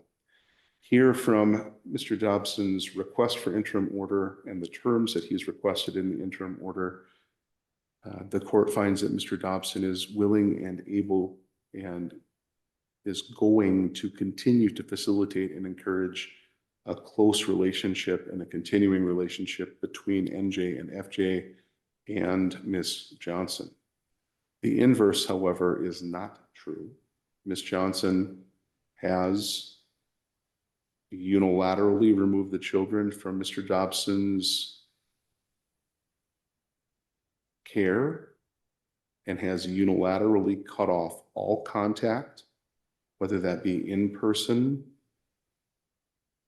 electronic, remote, telephonic contact between Mr. Dobson and the children. It appears that she is unwilling and unable to facilitate and encourage a close and continuing relationship with Mr. Dobson. And she has demonstrated that by alienating and withholding the children from Mr. Dobson, even after acknowledging that doing so is not in the children's best interest. The length of time it's taken her to get to this point demonstrates that she is willing to continue to alienate Mr. Dobson from the children, which the court finds not to be in the children's best interests. F, the moral fitness of the parents as that fitness impacts the child. Here, there were allegations made by Mr. Dobson that Ms. Johnson's willingness to alienate the children from him indicates a lack of morality and moral fitness as it impacts the child. Moral fitness is difficult to describe and make factual findings on in these types of cases. The court finds that that was insufficient and adequately addressed in other factors. In terms of Ms. Johnson's allegations against Mr. Dobson here, she suggests that Mr. Dobson is violent and abusive. By implication, I think the argument that Ms. Johnson was attempting to make was that he is a morally unfit person, although it was not made explicit and it was not developed adequately with a factual basis. I find that both parents appear to at least have moral fitness as it impacts the child, so I find this factor is neutral. The mental and physical health of the parents as the health impacts the children is factor G. The court again has the uncontested declaration of Mr. Dobson indicating that he is both mentally and physically healthy and has no concerns. That was unchallenged and uncontroverted. With respect to Ms. Johnson, there were allegations that were confirmed by her testimony that she suffers from some mental disease or defect, namely PTSD, anxiety, and depression, and that she is not currently seeing a therapist. She is not currently under medication. The court finds that those mental health conditions can impact the health and well-being of the children. and Ms. Johnson is not taking adequate steps to control and treat those mental conditions which pose the court some concern, I find this factor weighs slightly in favor of Mr. Dobson and against Ms. Johnson. H, the home, school, and community records of the child and the potential effect of any such change. Again, for the children's entire lifetimes, or at least the first 9 years of NJ and the first 4 years of FJ, the home, school, and community records of the children were that of being raised in Valley City, attending school, and being signed up for preschool in Valley City. In August of 2025, there was a drastic and material change caused by Ms. Johnson removing the children from Valley City, moving them to Bismarck, and then moving them again a month later. I'm assuming, and it was implied by the testimony, but it was not made express, that when the children moved to Bismarck, they would have been placed in the Bismarck school system, and they would have had to change schools between Bismarck School District and Mandan School District at some point in September. So a mid-school year change in school district. Mr. Dobson, in his request, has indicated an agreement and a desirability to maintain the children's current school placement through the end of the school year, but then to switch and give him essentially primary residential responsibility. So Mr. Dobson appears to understand the impact of a potential change in parenting or in primary residential responsibility and how that might affect the children and their home, school, and community records. Ms.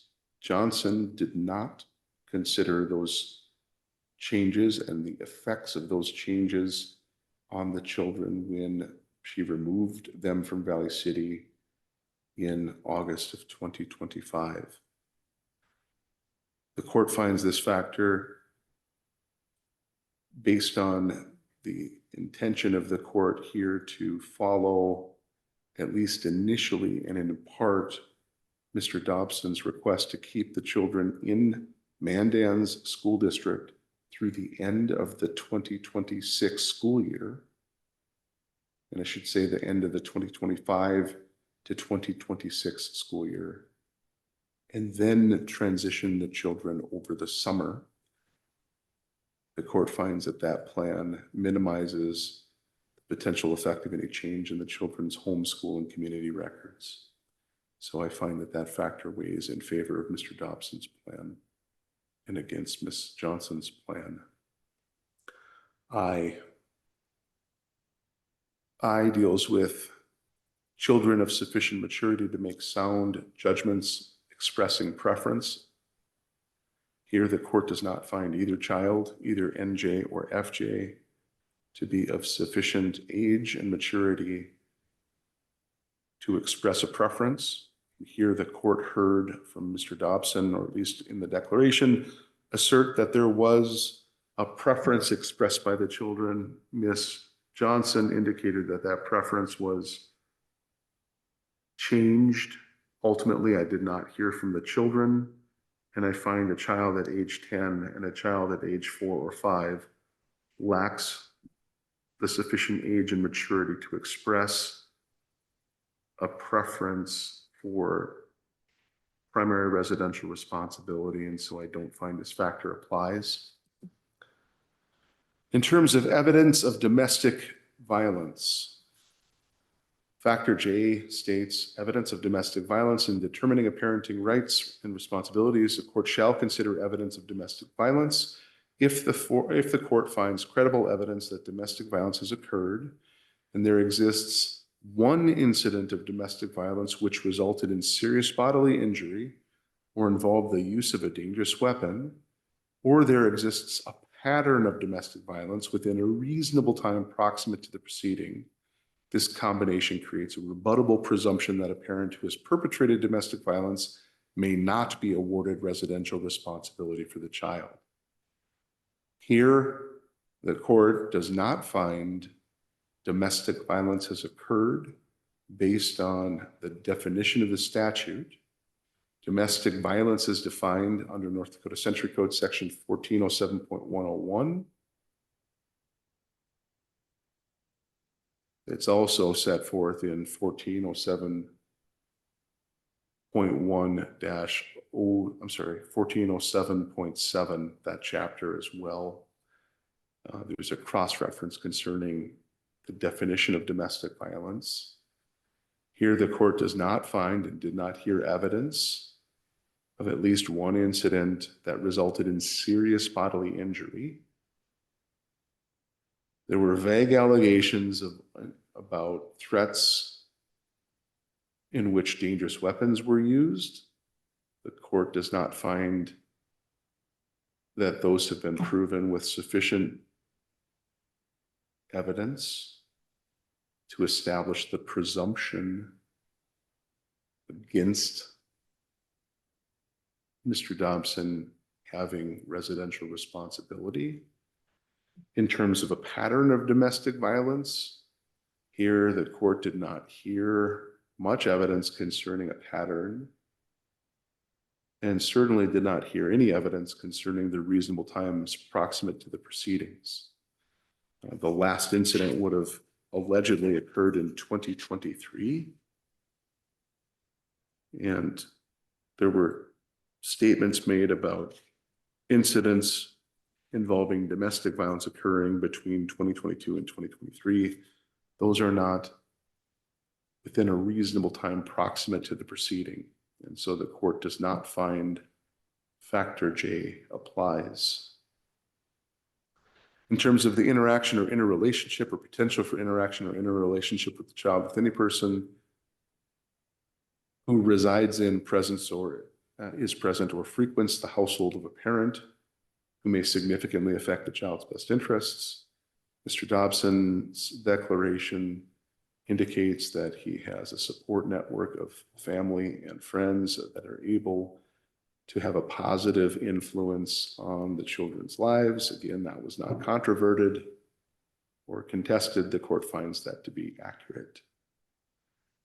In terms of other interactions, interrelationships, or the potential for interaction or interrelationship of the child with any other person,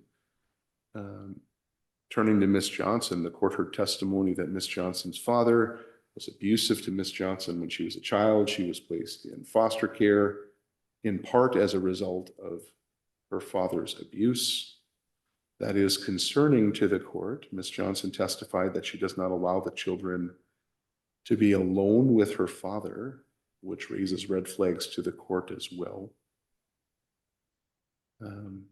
The court did not hear much in terms of others who interact with or have an interrelationship with the children. From Ms. Johnson's side, the court finds that this weighs in favor of Mr. Dobson. L, the making of false allegations not made in good faith by one parent against the other of harm to a child. Here, there has not been false allegations made with respect to harm to one of the children, and so the court does not find this factor applicable. The court does not consider any other factors to be relevant under factor M, which is the last of the best interest factors.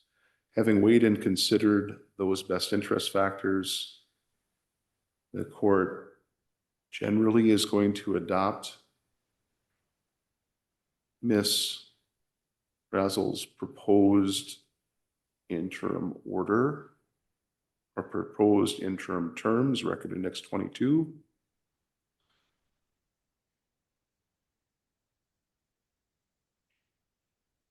So the court adopts and incorporates as its interim order paragraph 1, paragraph 2, paragraph 3,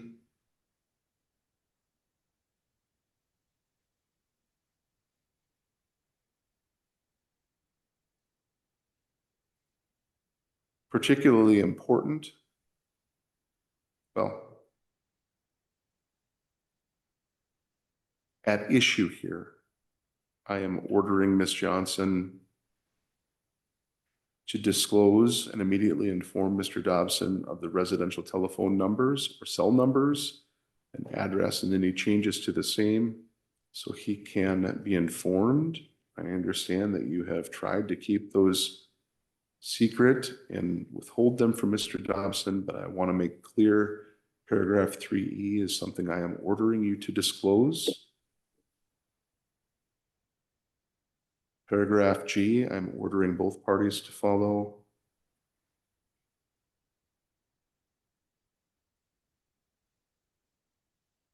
In fact, I adopt and incorporate paragraph 3, including all its subparts in its entirety. Paragraph 4 is standard language. The court adopts paragraph 4, including all of its subparts.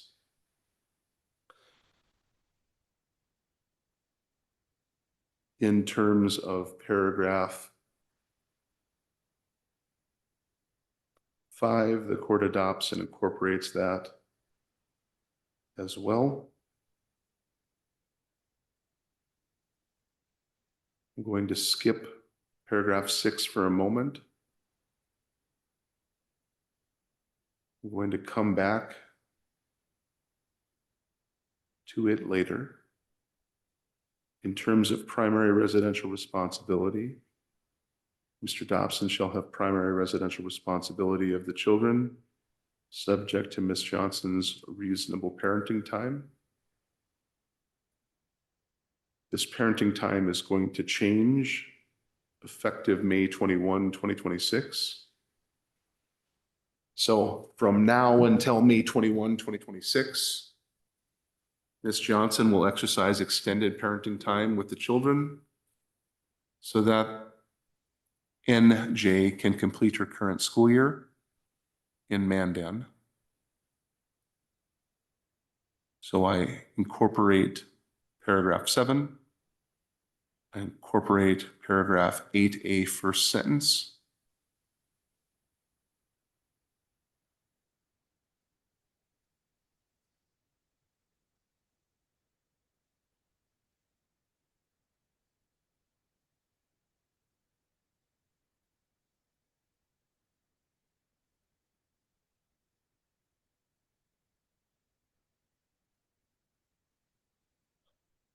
I don't incorporate the second sentence starting with Michaela and ending with 6 p.m.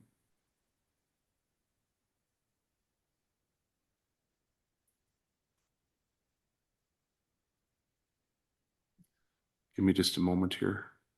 Take that back. I'll incorporate paragraph 8A in its entirety.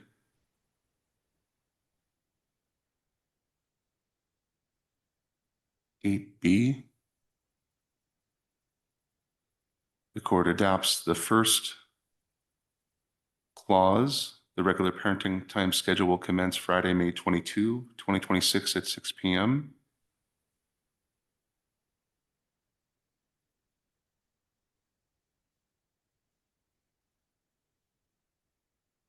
Well, I'll adopt all of paragraph 8B.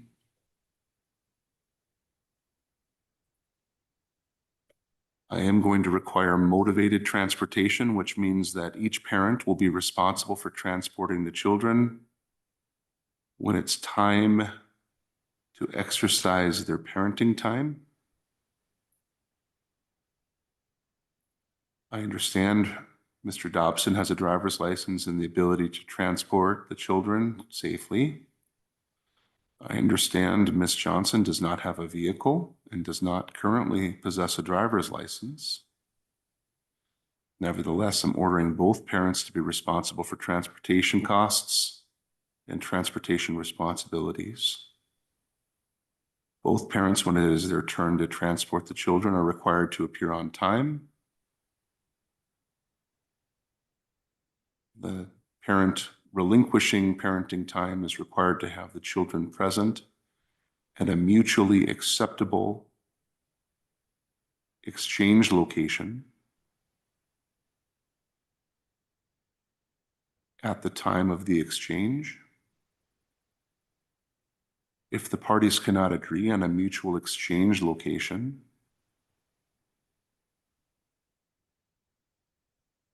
The exchange location will be the parking lot of the Morton County Courthouse in Mandan,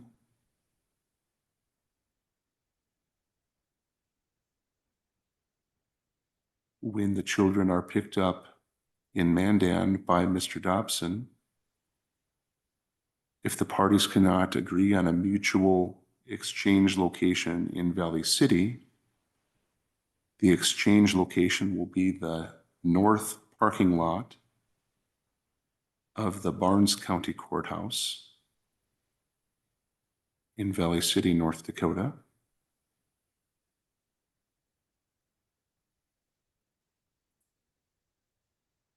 When the children are being transported, they must be transported safely and legally, which requires that the children are transported wearing seatbelts and proper and age-appropriate and not expired child restraint systems appropriate for the children's age and weight.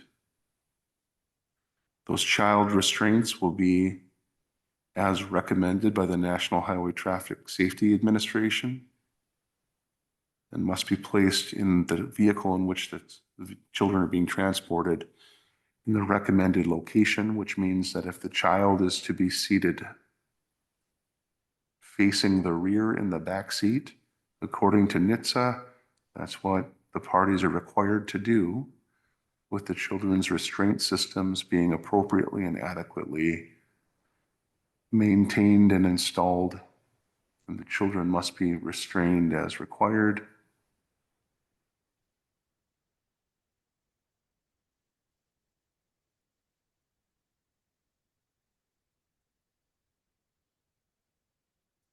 The court adopts B1 as well. In the interim, I will tell the parties that once school commences, that might change. But in light of the significant period of time that Ms. Johnson withheld the children from Mr. Dobson, I consider this extended parenting time over the summer to be one of makeup time.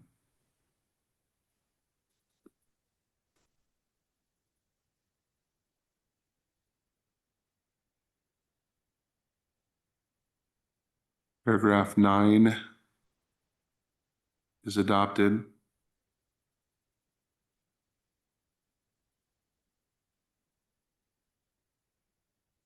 Nine A is adopted.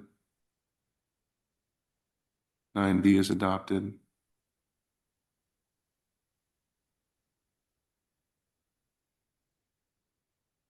The court's already addressed 10A.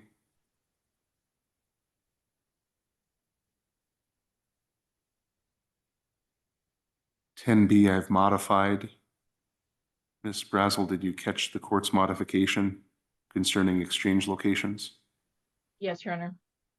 All right, thank you.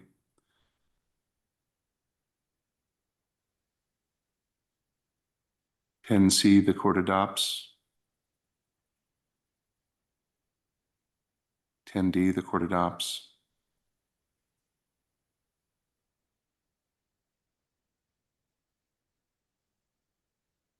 Ten E, the first sentence the court adopts because I think it goes without saying that either party can request or call law enforcement if they have concerns about a parenting exchange or about conduct that occurred at a parenting exchange. I'm not going to order law enforcement to assist every exchange. So I don't agree with, and I won't incorporate E, second sentence. Circling back to decision-making, paragraph 6.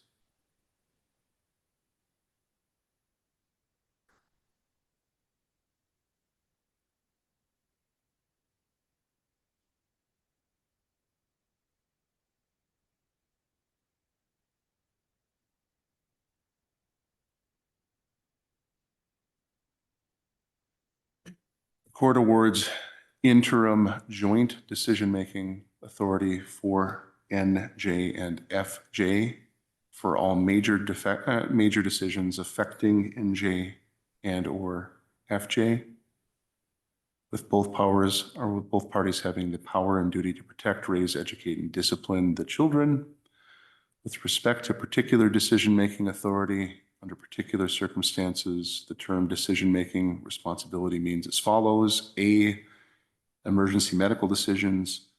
Both parties are authorized to make emergency healthcare decisions for NJ and or FJ while NJ and or FJ are in their care, subject to the requirement that a party making an emergency medical decision must inform the other parent of the nature of the emergency and of the medical decision made or decisions made as soon as possible thereafter, but in no event less than 6 hours after making such decision. And it should be more than 6 hours. So bottom line, if there's an emergency and you need to make an emergency medical decision, each party is entitled to do so, but they are required to, within 6 hours of that decision, inform the other party of the emergency and the decision made. For major and or elective medical decisions, Mr. Dobson will have the ability to make any elective or non-emergent but non-routine medical procedure decision in the interim. Day-to-day decisions, each party is authorized to make day-to-day decisions regarding the day-to-day care and control of the children while the children are in that parent's care. Education and daycare placement. Right now, the children, or at least NJ, is enrolled in school in the Mandan School District. Neither party has the authority to modify that school educational placement this school year without the expressed written consent of the other party or court order. After the end of the school year, Mr. Dobson has the authority to modify NJ and FJ's educational placement over the summer and going into the fall of 2026. Each party may utilize appropriate daycare or after-school programs or preschool programs for NJ and or FJ at their sole expense for periods less than 12 hours. Non-emergency healthcare decisions, all routine non-emergency health conditions for NJ and FJ, for example, vaccines, routine regular checkups, physicals, etc. Those decisions shall be made by Mr. Dobson. Religion and spirituality, neither party shall modify the children's religious or spiritual upbringing in the interim without express written consent of the other party or a court order. Residence, each party shall inform the other of their residence address, their residence phone number, cell phone number, if they don't have a residence phone number, and the name and relationship of any person with whom they reside. And the parties have an obligation to inform each other of any changes within 24 hours to any of that information.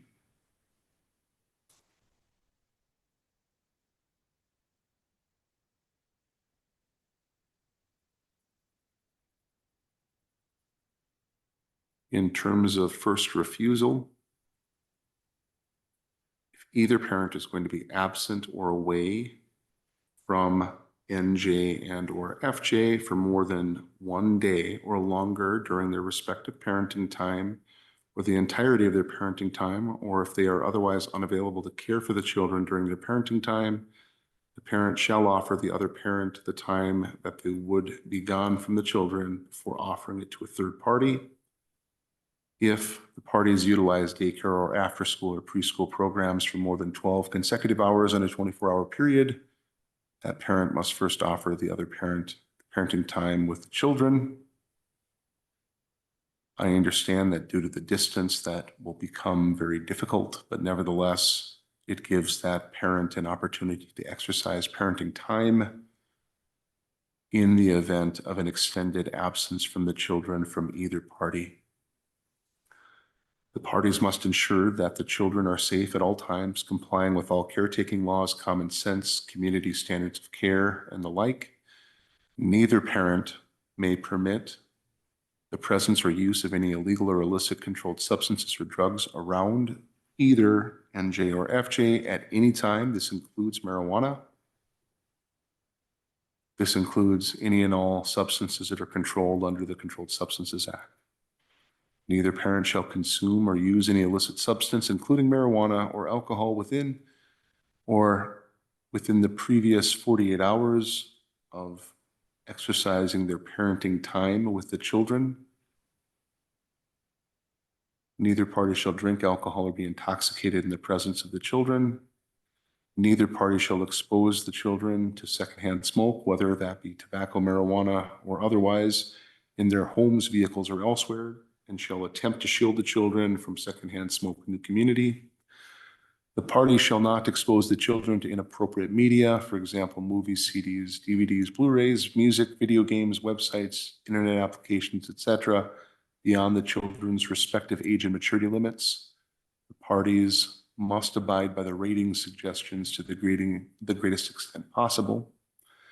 Neither party can allow either child to be in the presence of any person convicted of a crime of a sexual nature or who is or has been required to register as either a sexual offender or offender against children. No such person is allowed to be in the party's dwelling or in a structure in which the child or children are staying or sleeping.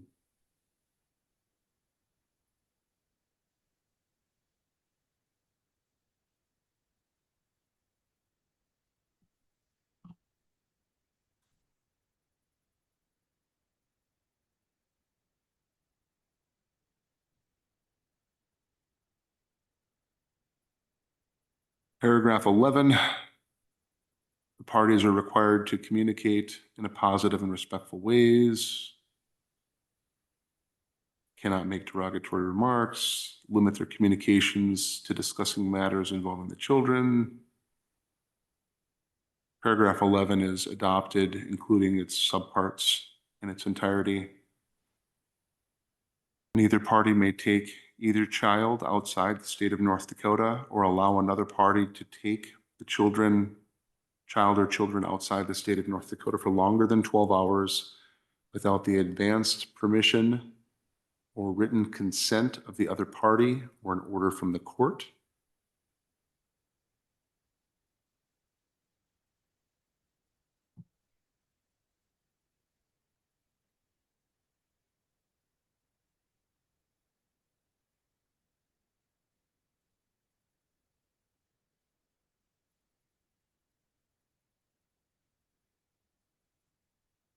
In terms of any communication, neither party may restrict or prohibit the parent not exercising parenting time from communicating with either NJ or FJ. Both parties must make available to the children frequent liberal visitation by reliable electronic means, including Zoom, FaceTime, Skype, or telephone, with the off-duty parent or parent not exercising parenting time. The on-duty parent exercising parenting time shall not unreasonably deny the other parent's reasonable requests for electronic communication with the children by reliable electronic means, considering the children's schedules, routines, and activities.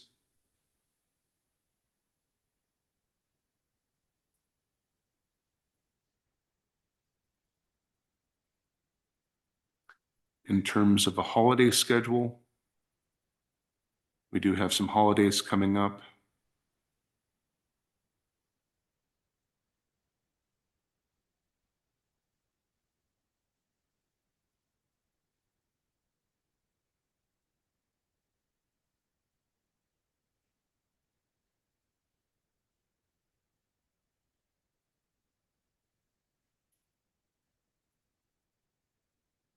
All right. So my schedule, at least in the interim, will apply to the year 2026 and the year 2027. The second half of winter break, starting at 6 o'clock on the day marking the midpoint of the winter break from school until the day before school resumes. For 2026, that's not applicable.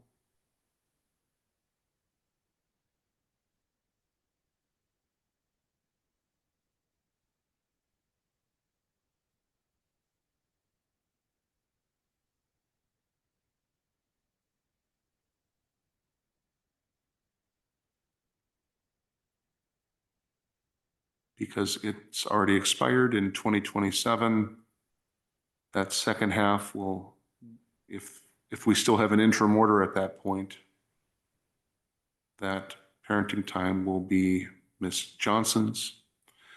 Easter weekend of 2026 is not applicable because it's already expired in 2026. In 2027, Easter will be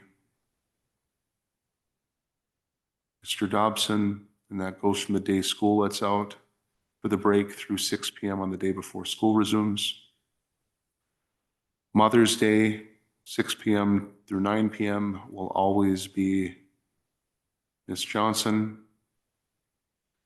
Memorial weekend from Friday at 6 to Monday at 6 in 2026 will be Mr.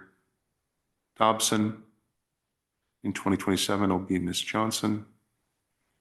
Father's Day from 6 p.m. until 9 p.m. will always be Mr. Dobson. Independence Day from July 3, 6 p.m. through July 5 at 6 p.m. will be Ms. Johnson this year and Mr. Dobson in 2027. Labor Day will be Mr. Johnson this year. Sorry, Mr. Dobson, Ms. Johnson in 2027. The fall conference for the North Dakota Conference of Educational Leaders, that school break,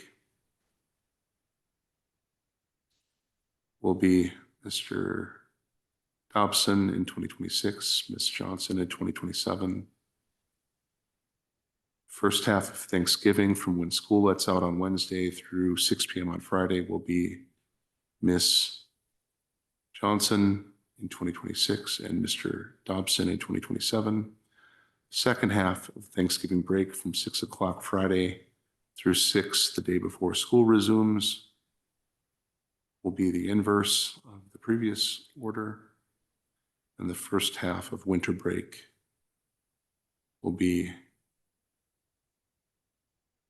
Mr. Dobson when school lets out 6 p.m. until the day marking the midpoint of the winter break in 2027. That will be Ms. Johnson. I don't think that this case will be continued that long. I'm hoping the parties can work out an appropriate time. But nevertheless, if it is still going on in 2027, I went through the end of this year and all of next year as well.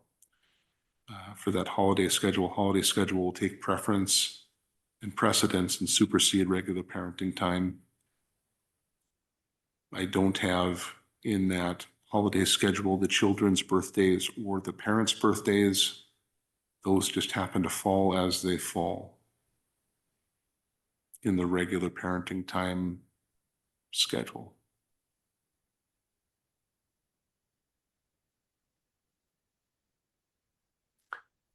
Modifications. Paragraph 12, 13 and 14 are adopted and incorporated. I find those to be reasonable. At this time, the court does not award child support. At this time, Mr. Dobson has indicated that he has the ability to put the children on insurance. I'm assuming that it right now is not the open enrollment period. So I'll reserve the insurance decision for now. Any insurance coverage for the children at this time shall remain in effect and in the same form and amount in the interim period. No changes to the children's insurance policies are allowed in the interim without order of the court. And any parties paying premiums must continue to pay those premiums as applicable until further order of the court. All non-covered expenses for the children's uncovered medical, dental, vision, orthodontic, mental health, treatment fees, counseling fees, deductibles, copays, and insurance and other non-covered costs shall be equally divided between the parties 50-50. If one parent has incurred those non-covered healthcare expenses for either NJ or FJ, the parent must provide proof of the expense to the other parent within 60 days. A claim for reimbursement not made within those 60 days of insurance processing is deemed waived and forfeit. Once a parent receives proof of a non-covered health expense, that parent shall reimburse the other paying parent within 60 days. If either parent fails to reimburse the other paying parent within that time frame, the non-paying parent should be responsible for all legal fees incurred by the paying parent in their efforts collecting reimbursement. Under that paragraph, all other requests for interim relief are denied and or reserved for trial. Ms. Brazel, did I get everything that you had requested? Yes, Your Honor. Do you have any questions about what I ordered? No, Your Honor. All right, and I don't care if you incorporate the attorney's fees finding into that interim order as well, or if you want to do that in a separate order, as long as that order on objections and attorney's fees makes it into a proposed written order as well, so I can sign it and it's made part of the record. However you want to fashion and format that, please serve your proposed interim order and proposed order on the objections and fees on Mr. Copy and Mr. Byers. And Mr. Byers, if ordinarily I'd give you 14 days to respond to make sure that it's consistent with what I ordered before I would sign those documents. That's what the rule requires. But in light of the interim nature and the emergent nature of the order, if you could review it as soon as possible and tell me whether you accept or have any corrections or objections, I would appreciate it so I can get that written order signed as soon as possible and the parties have a document that they can refer to. Any questions about that, Mr. Byers? No, Your Honor. All right. Anything else from either party? No, Your Honor. No, Your Honor. Hearing nothing, we are adjourned. Have a good day.